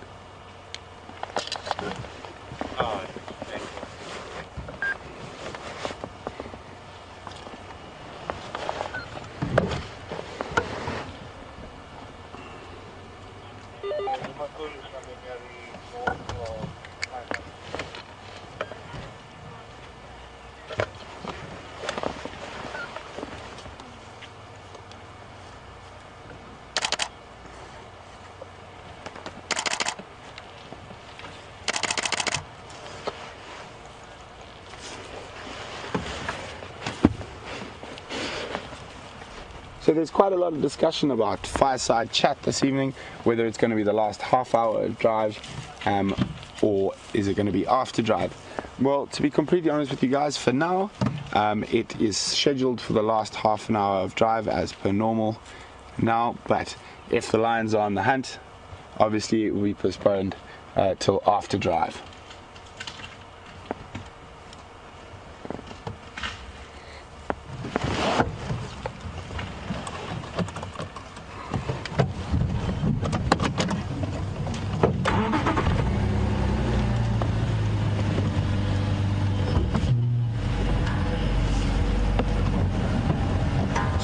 The young male and the two sub-adults are still behind us. One adult female is still sitting there. The rest of the adult females are moving through, and they are fanning out like they are on the hunt. just trying to see the fourth female. So we've got two in front here, one to the left, and then I know there's a fourth one. There she is, off to our right. So for those of you who are new, we are on a live lion hunt in the African bush, and here comes the fifth lioness now walking straight towards us, and I'm just going to stop while she moves past us. So as I was saying, we're on a live lion hunt. So you might, wherever you are in the world, you're sitting on the back of my game drive vehicle, joining us on lions hunting at the moment in the Sabi Sands Game Reserve, South Africa, in particular on Nkuhuma Private Game Reserve. We're with a pride of 8 lions who are not very hungry, but they could definitely eat. They haven't eaten in a day or two, would be my guess. And now this lioness is moving probably less than 4 feet from my legs. There she goes. Isn't this incredible? And now right behind Andrew is another lioness who's even closer to him, probably about 2 feet from him at the moment, just walking past his backside. And now this lioness in front of us has decided that this close to our vehicle is a very good place to lie down. And there we go. For those, I know a lot of you are worried, there she is, about whether the lions are affected by us, but as you can see, they take very little notice of us. There comes one of the sub-adult females, who's right next to us now, behind us. So right next to Andrew, so close you actually can't see. It's going to pop out right there.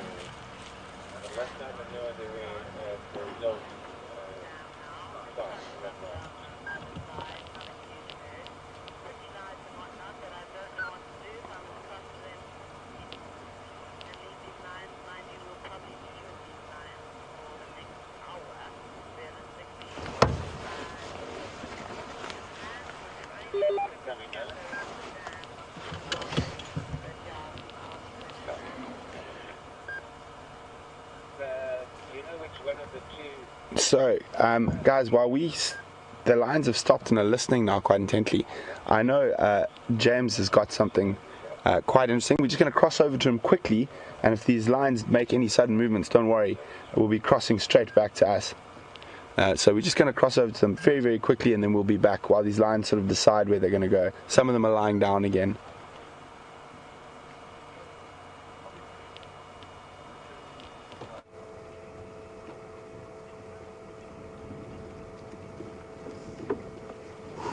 Welcome back to Jiga, everyone. We've just come to this water hole and to see what we could find. The breeding herd of buffalo seemed to be a slight misrepresentation.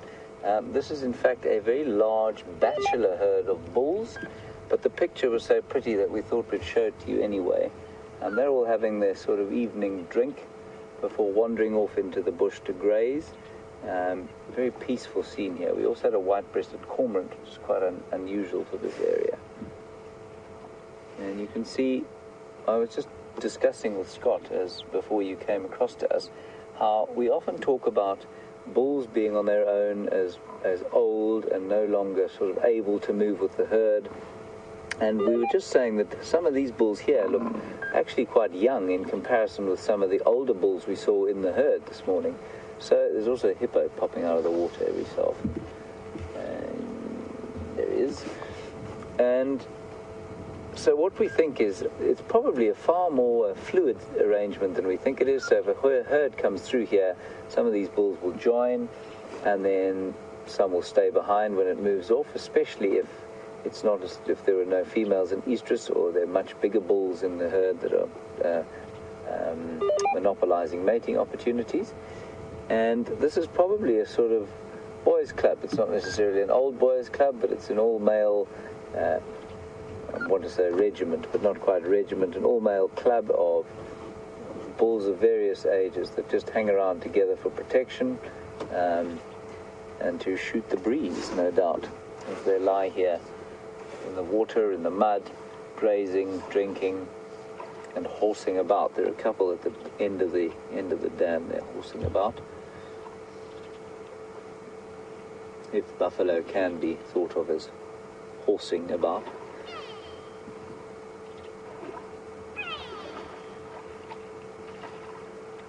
Lovely picture. You can see how the light has changed now. It's gone all gold as the sun begins to set.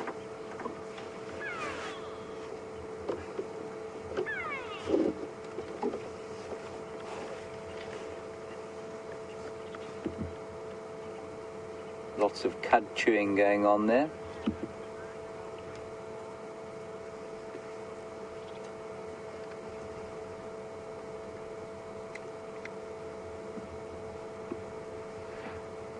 There's a tremendous sense of peace that I'm not sure you can pick up from where you're sitting. And I always get that sense of peace at the water in the evenings, especially when there are a few animals grazing. You heard those bulls making a noise there.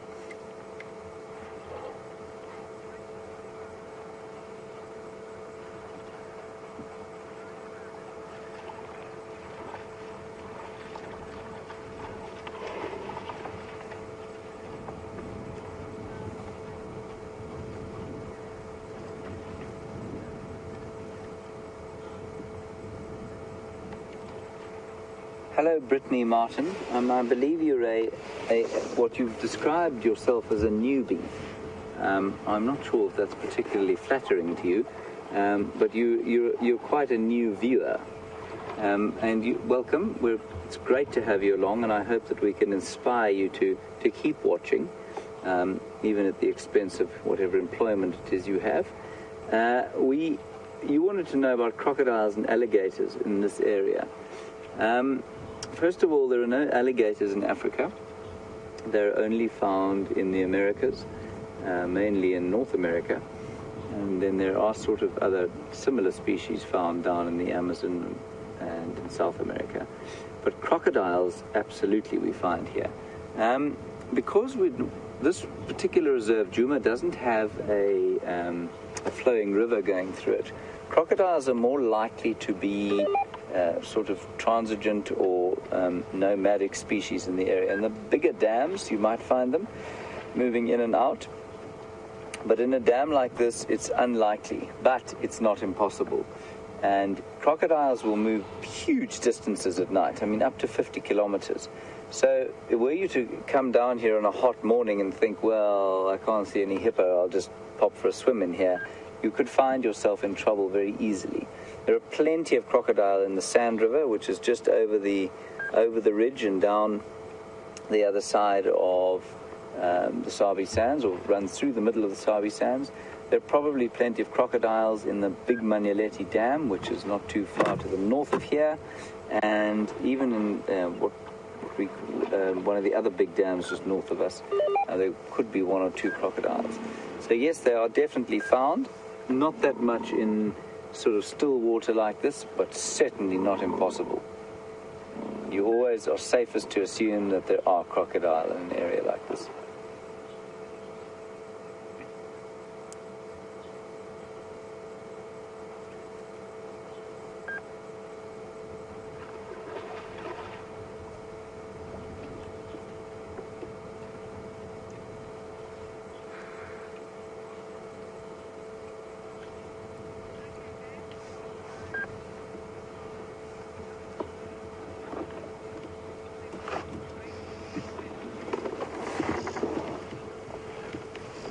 Right, we're going to cross back to Brent now.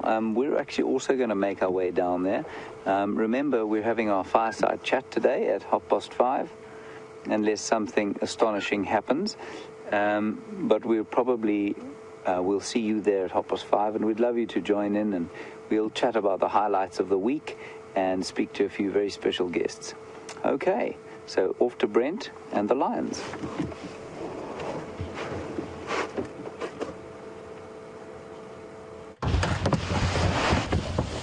Welcome back, everyone. As you can see, the lions are still moving in front of us. They haven't moved very far. We've only been able to move now because that lioness was lying so close to us, and she's just moved off a little bit. The others are just off to there.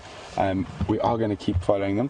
Just a reminder, tonight for the fireside chat as well, remember to send questions in for James. It'll be his first fireside chat. And also, you can send them in now as well, so we can have them prepared, or you can send them in during the chat as normal. there's definitely something going on in this area with these lions. They've smelt or heard something. You can just see the behavior of these lionesses.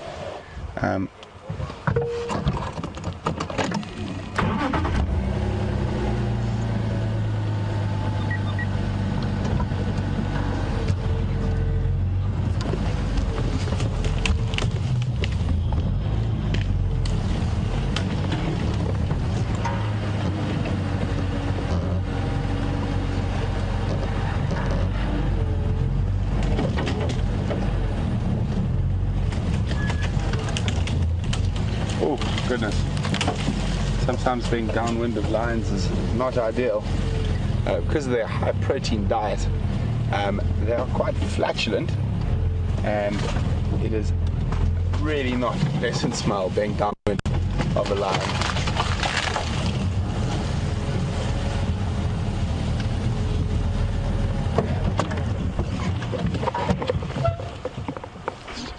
Nice lights on here.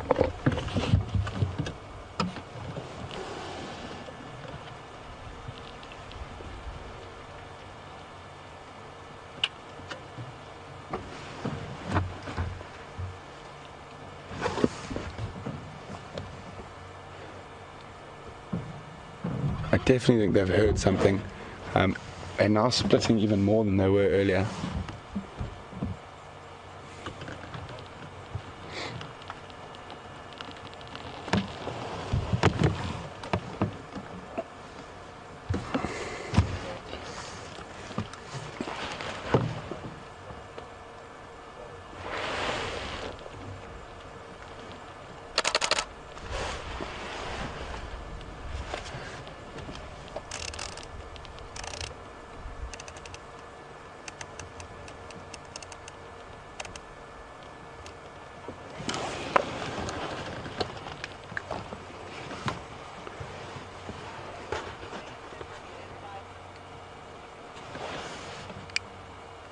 Copy, just get him to call me on the Game Drive channel when he gets onto that link. Scott will know where it is, that goes through from Gallagher Shortcut.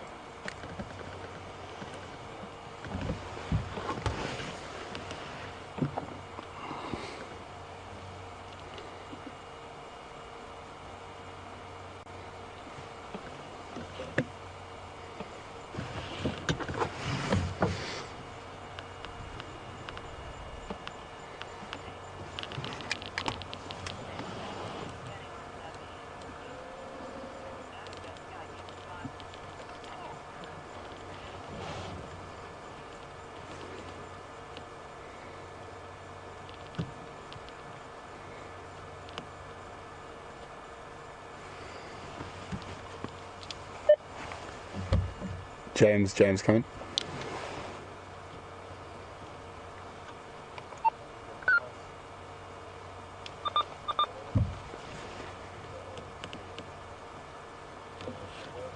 So there's definitely something going on.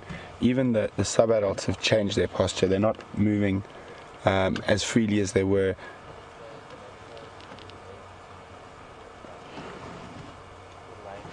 They've changed direction again. The other lioness is splitting off completely. One has gone almost due north, and now the other is cutting south.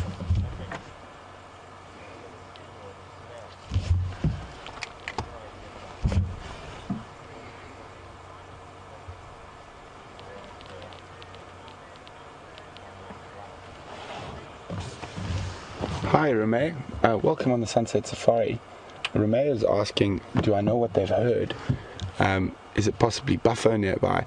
Reme, I don't know. Obviously their hearing is far, far superior to mine. I have no idea what they've heard, but they are definitely interested in something.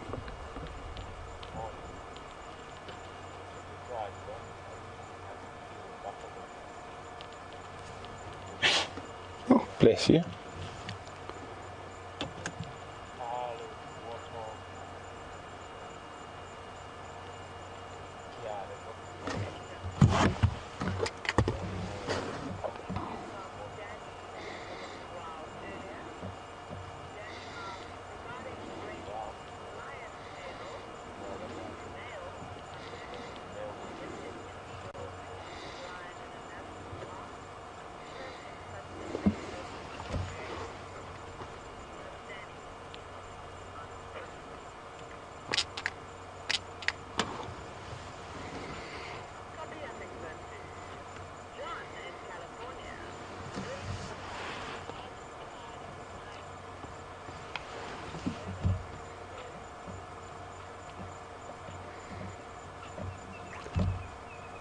Hi, John from California. Welcome on the Sunset Safari.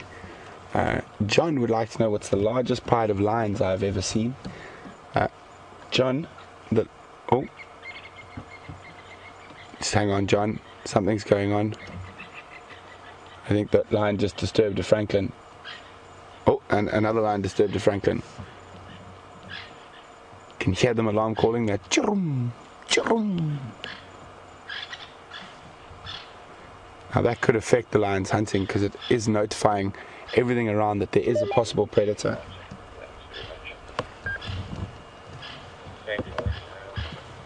But John, to answer your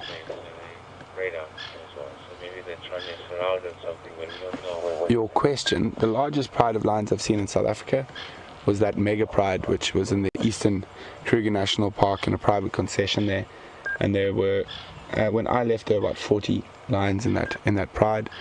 But the biggest pride of lions I've ever seen was in Kenya on the Masai Mara, and there were 53 lions in that pride. It's quite possible it was what happens with prides that size. They often spend quite a bit of time separate from each other, and then will only join every now and then.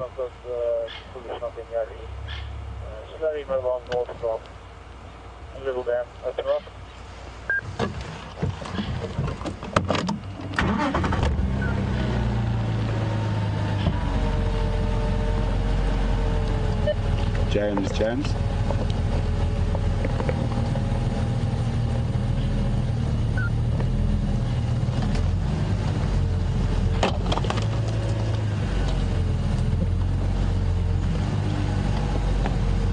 Now they're even splitting further.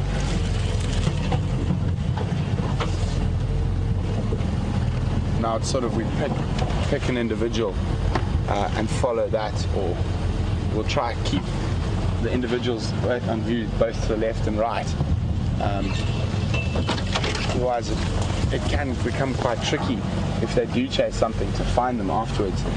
And the fortunate thing about being in an area like this where we are now is that the animals are not scared of the vehicles. They have no negative connotations to the vehicles. So even if we happen to bump into a buffalo or something, the buffalo wouldn't associate us with lions. There we go, sure, they've moved quite far.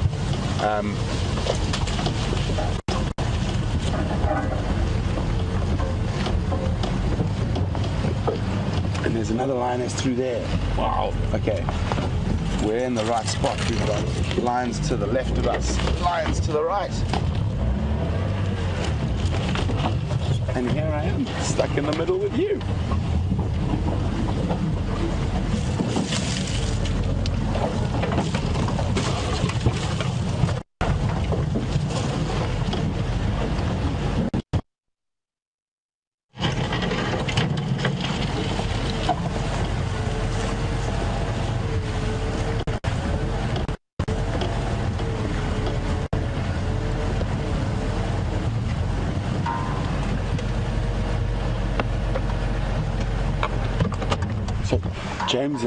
James has moved into the other side of this position, just checking where the lions were going. So we're going to cross over to James. He's got the lions coming towards him.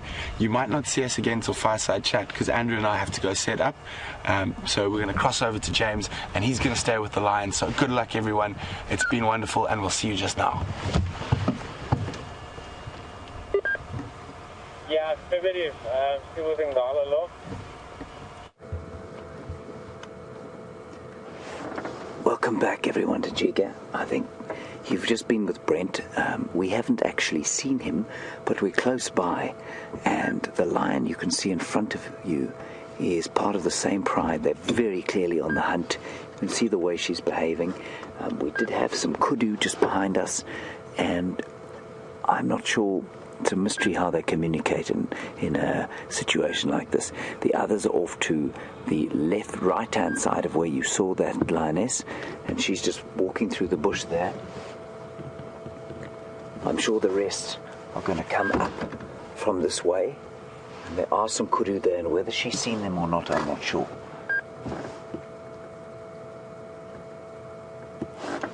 I think we're probably going to just nip forward and try and get a view of her. I don't want to go crashing in through here because I'm not sure where the others are.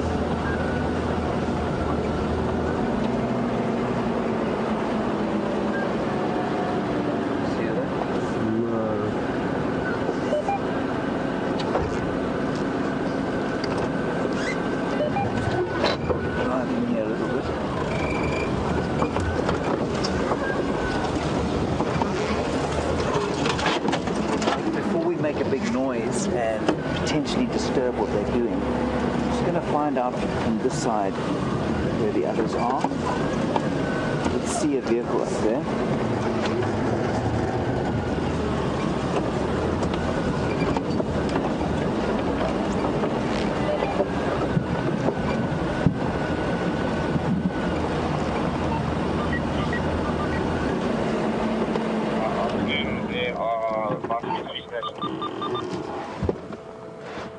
Here we go.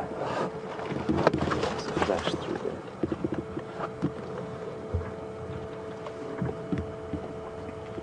If you guys don't mind, we're just going to stand here and wait and see what comes out. I don't want to go thrashing through the bush here, just in case they are on the hunt.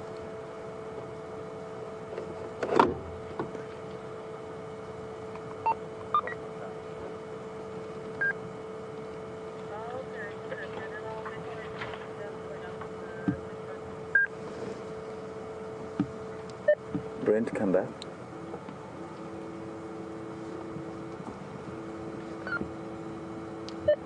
Brent, come back.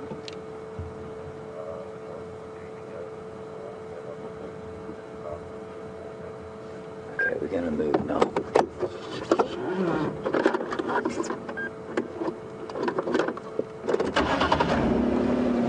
Slightly up the road here, and if we don't get a view now, we'll start blasting towards them.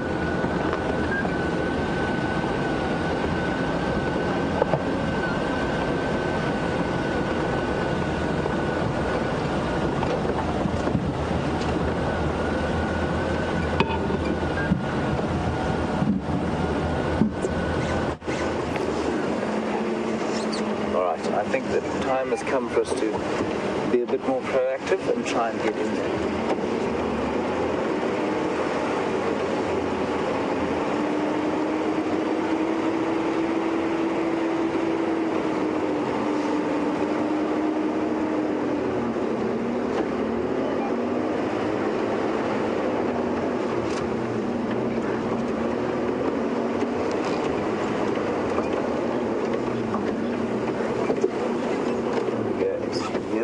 Franklin's alarming. Okay, go in.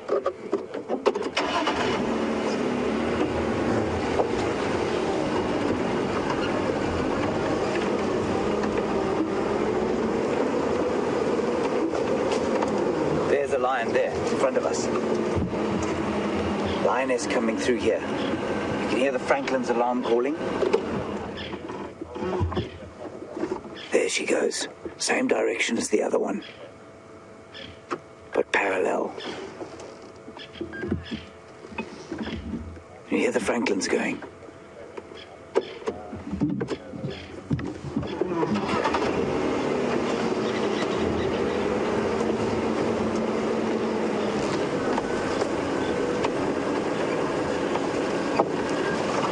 Sorry, Scott.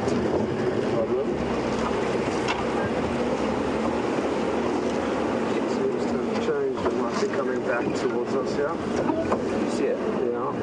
She's coming towards us. I'm going to stand by here. It'll just be so great if she comes out into the open here. There you can see her. Now, as soon as the Franklins start to alarm call, everything else in the area, like those kudu we were looking at, will immediately take note and look around and see.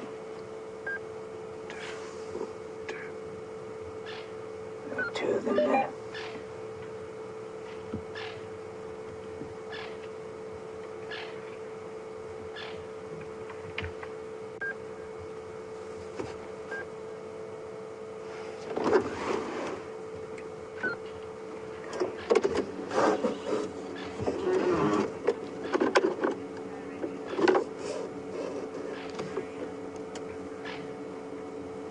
Marianne on Twitter would like to know the wind direction. It's coming from the front right-hand side of the car, so it's a northwesterly breeze, but it's very gentle. Certainly they are downwind of those kudu.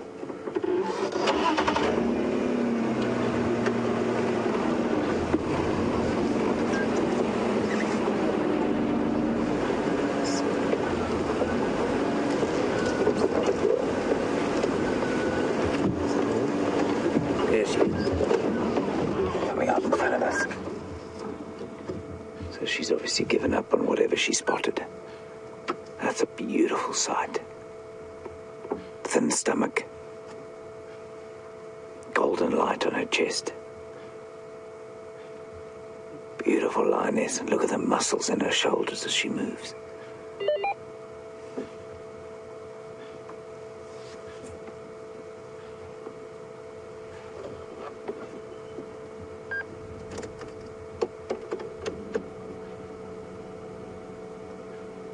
Look at the white under her eyes, so easy to spot.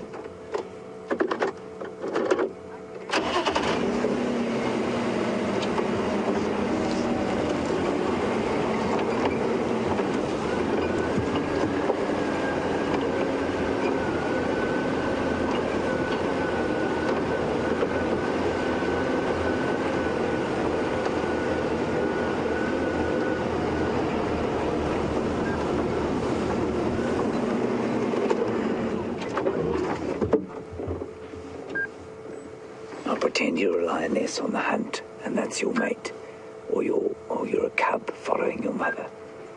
Look how easily spottable that black tail is, and the black to the back of the ears, compared with how beautifully camouflaged the tawny is against the winter grass.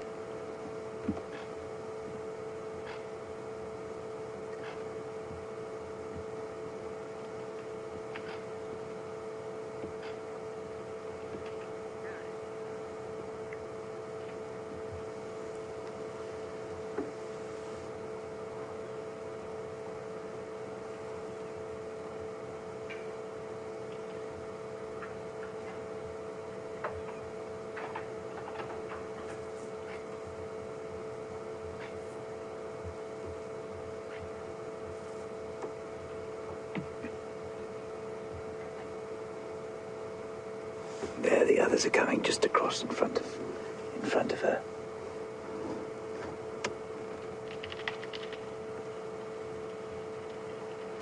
The camera's giving you a slightly incorrect impression of how bright it is. It's not quite as bright as you're seeing it there, but certainly still quite light conditions for them to be hunting in. We can't get in front of her.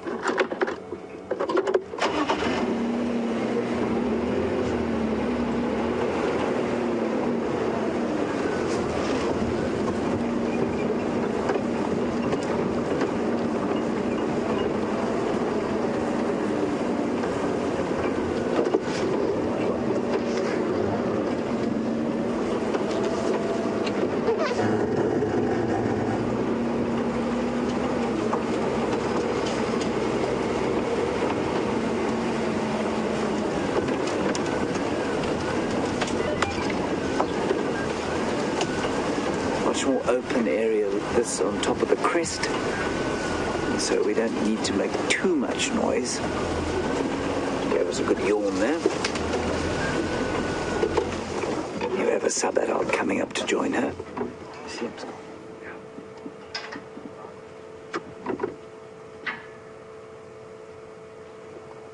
Another one off to the right-hand side there, quite far up, moving north. And north is to the right, my right.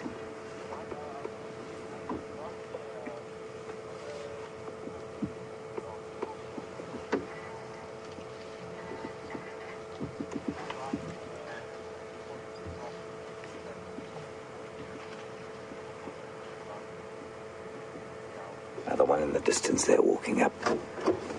We're going to get back onto the road and follow around. I think we might get a better view.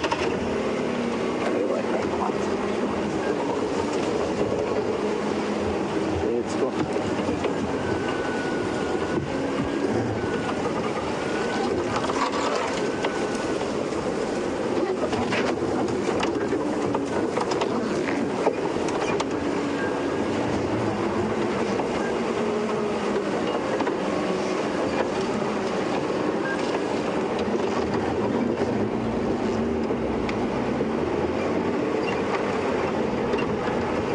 Tight. I'm going to drive a little bit quickly to get around the front here.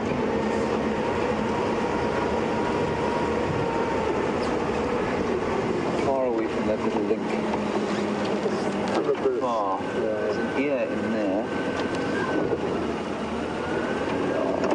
have to go in here.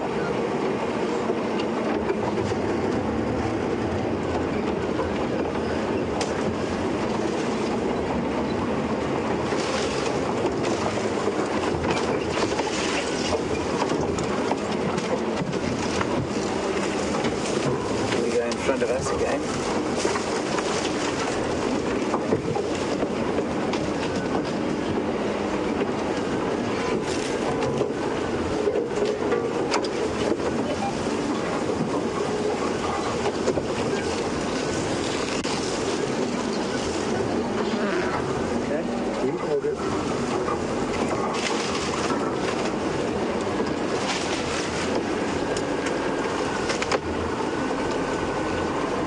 Playing now, some of them. And one lying down.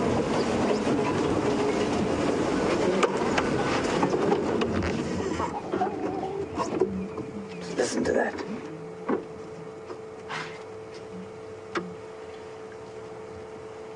Very quiet contact calls. Very deep.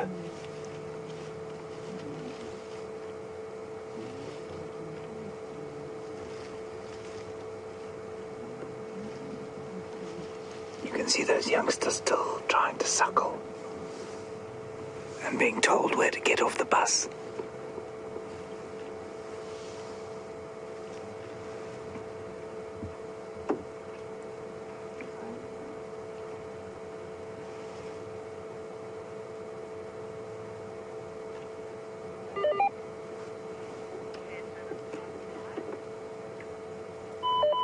Here comes the young male.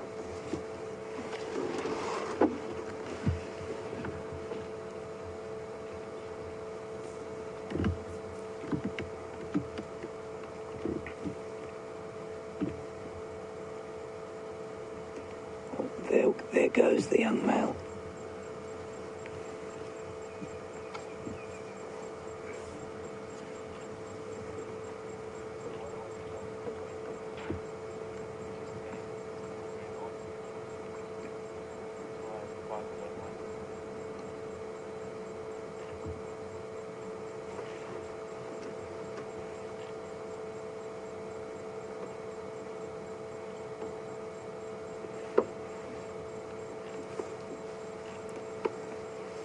The lioness in front of us now, coming towards the other group.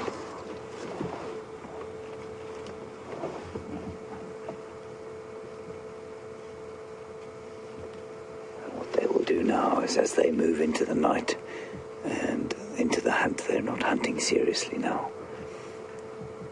These little moments of social bonding will help their cohesion as they try and hunt.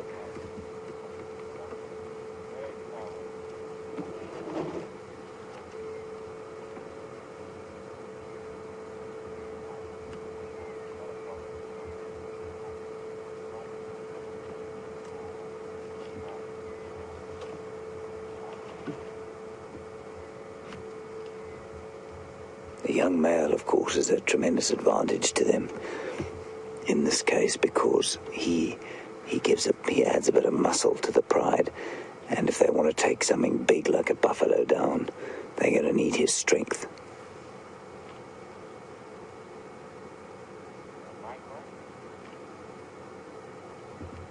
And despite the immense power of the lionesses, the males are just that much bigger and therefore that much stronger.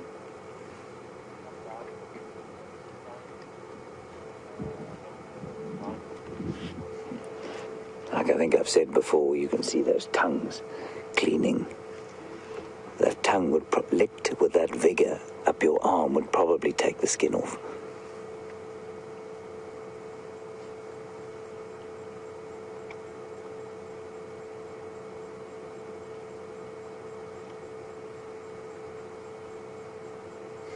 That's a wonderful sight.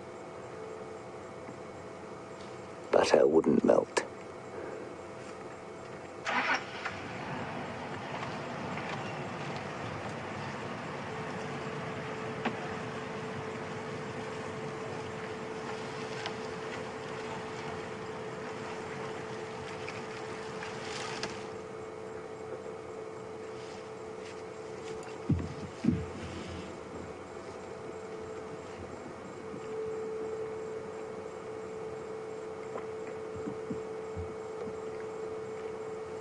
We're going to stay with these lions probably for another 10 minutes and then probably leave them.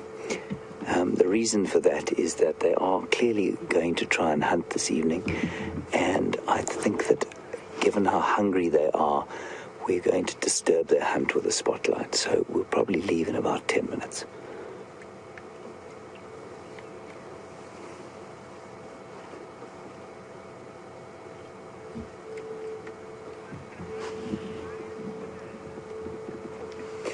Hillary on Twitter, thank you for your question and welcome to this spectacular evening sighting. It's not a question I haven't had before, and which is interesting. Can lions purr? And I think seeing them doing what they're doing there makes you think of them as kind of domestic cats, and so you search for links with your own pussycat at home. Lions can't purr. Lions and leopards and tigers and jaguar come from the genus Panthera, and one of the characteristics of that genus is a very ossified larynx, which means that the voice box is quite bony, and any sound that comes out of it tends to be a fairly throaty roar. I've heard cheetah purr before, but they're from a different genus. And so the smaller cats can probably all do it. I've heard a caracal, which is like a North American lynx. I've heard them purr. But I think a lion's larynx is just simply not designed for it.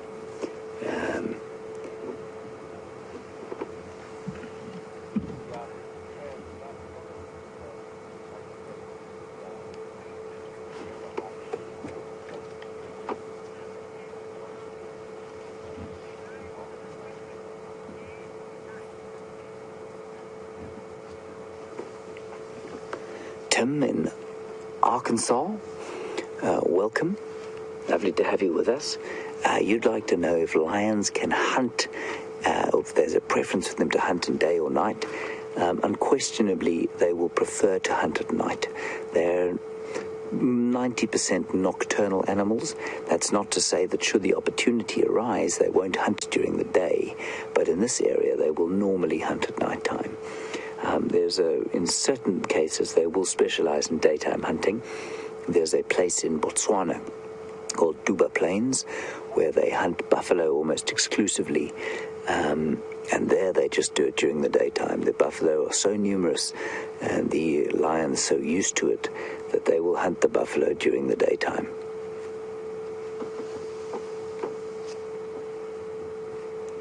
That's a glorious shot. Wonderful how that autumn leaf is masked against the color of her face.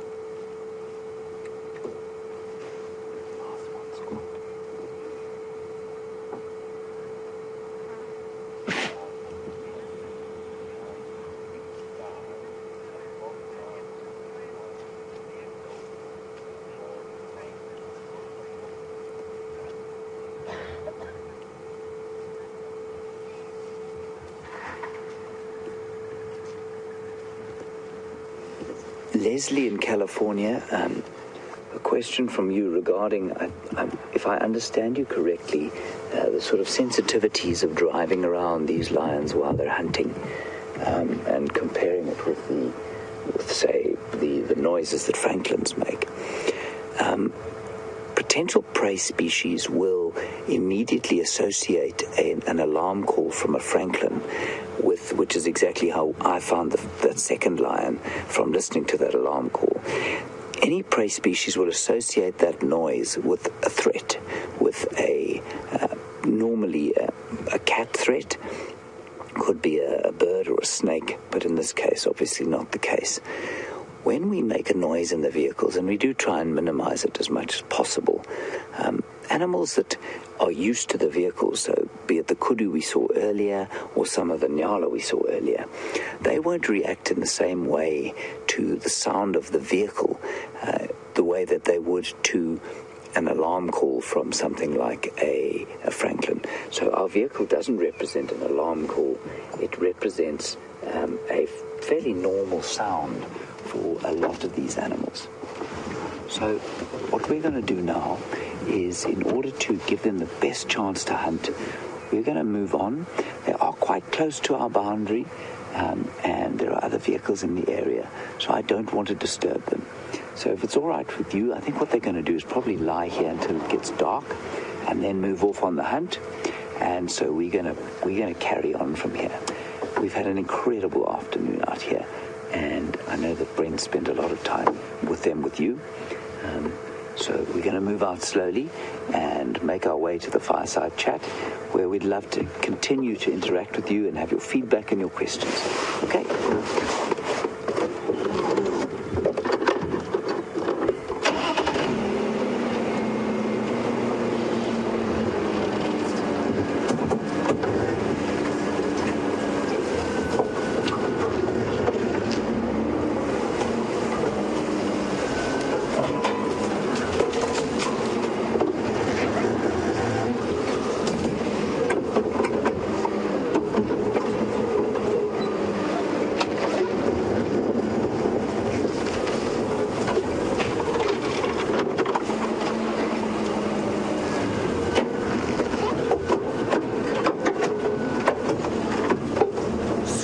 Alabama, you'd like to know why it is, if I understand you correctly, why it is that the females do most of the hunting. A very good question. It's not necessarily because the males are lazy. But they've evolved different roles in lion society as evolutionary time has gone on. So, for example, the male's role is to protect the pride territory, or not the pride territory, but their own territory.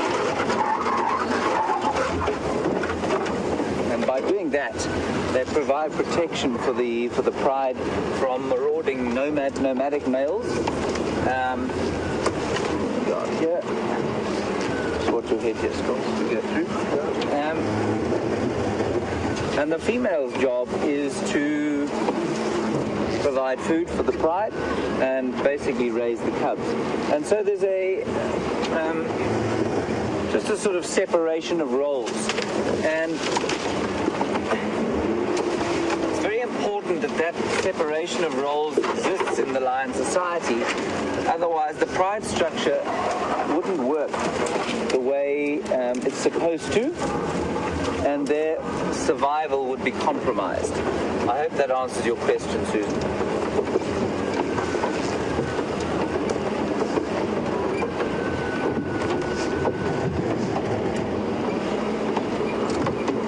So that was a fantastic lion sighting.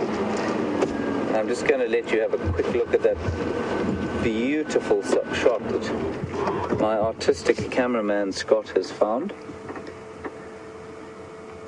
That's gorgeous.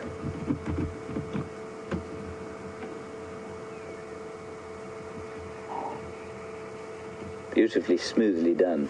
When I tried that the other night, I couldn't find the moon for half an hour.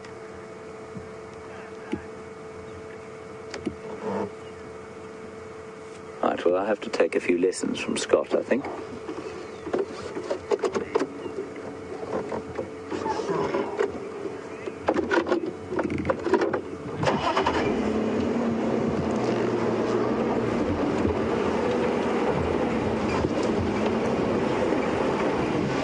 So we're on our way to the fireside, where, with any luck, the exuberant Brent Leo Smith has lit the fire, poured the scotch, and made the place comfortable for us. We're on our way there now. If you have any specific questions you'd like to ask at the chat, please start sending them through now. #SafariLive, questions at WildEarth.tv. We'll do our best to answer them, and if we can't, we'll make sure we find out in the interim.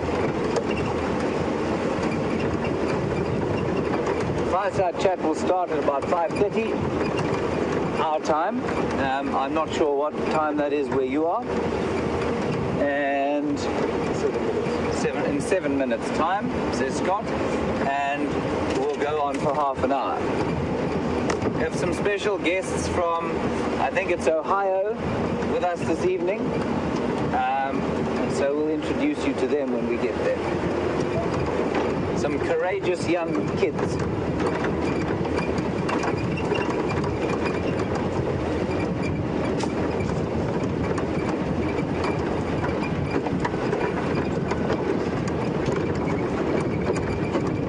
So the sun has gone down.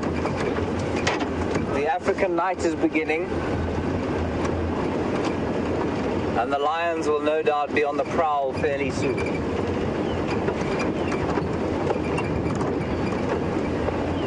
I imagine for the herbivores it must always be something of a delight to see the next sunrise.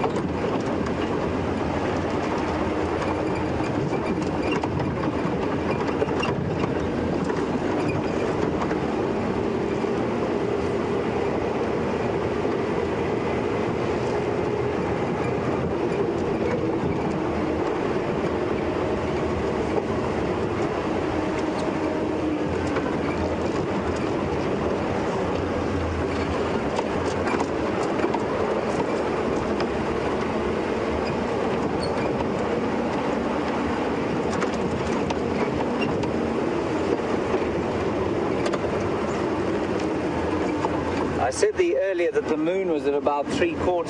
It's closer to 7/8, I think, at this point. So probably in about 4 nights' time we'll have a full moon. If any of you know the actual answer to that, you can tell me. I'm not particularly sure. But we're almost at full wax.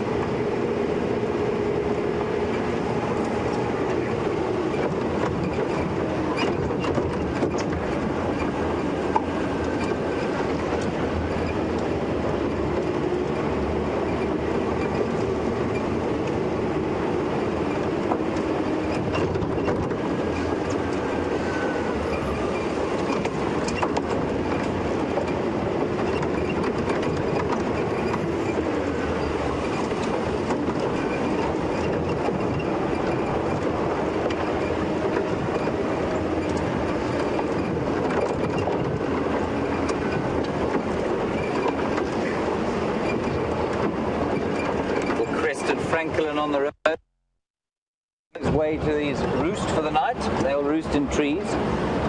Only an insane bird would sleep on the floor at night, unless it was a bird that lived in a big clearing, like a plover.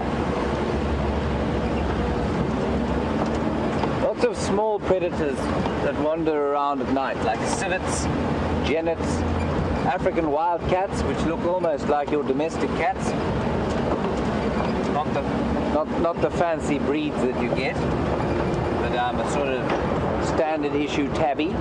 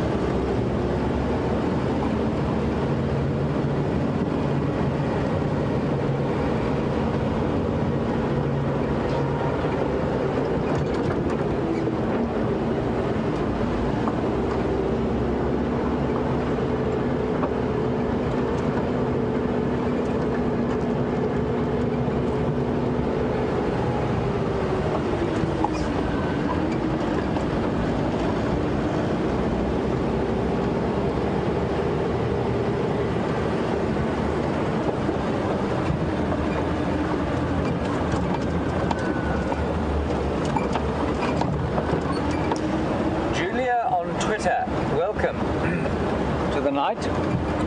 You want to know if cats mark their territories with glands that are distinct from urine. The answer is, as far as I'm aware, no. as far as I'm aware, it's mainly done with urine spraying, much like it is with your domestic cat. But then you get animals like genets or civets, which will normally mark with what we call an anal gland, which is a gland just around the tail end. And dogs often have an anal gland as well. Hyenas do, but as far as I know, and I might be wrong, the cats don't do that. All right. Very well. Good. Yes, full of joy. Have you had a nice afternoon? Yes. Good. We've also had a nice afternoon. In case you're worried. Good. See ya.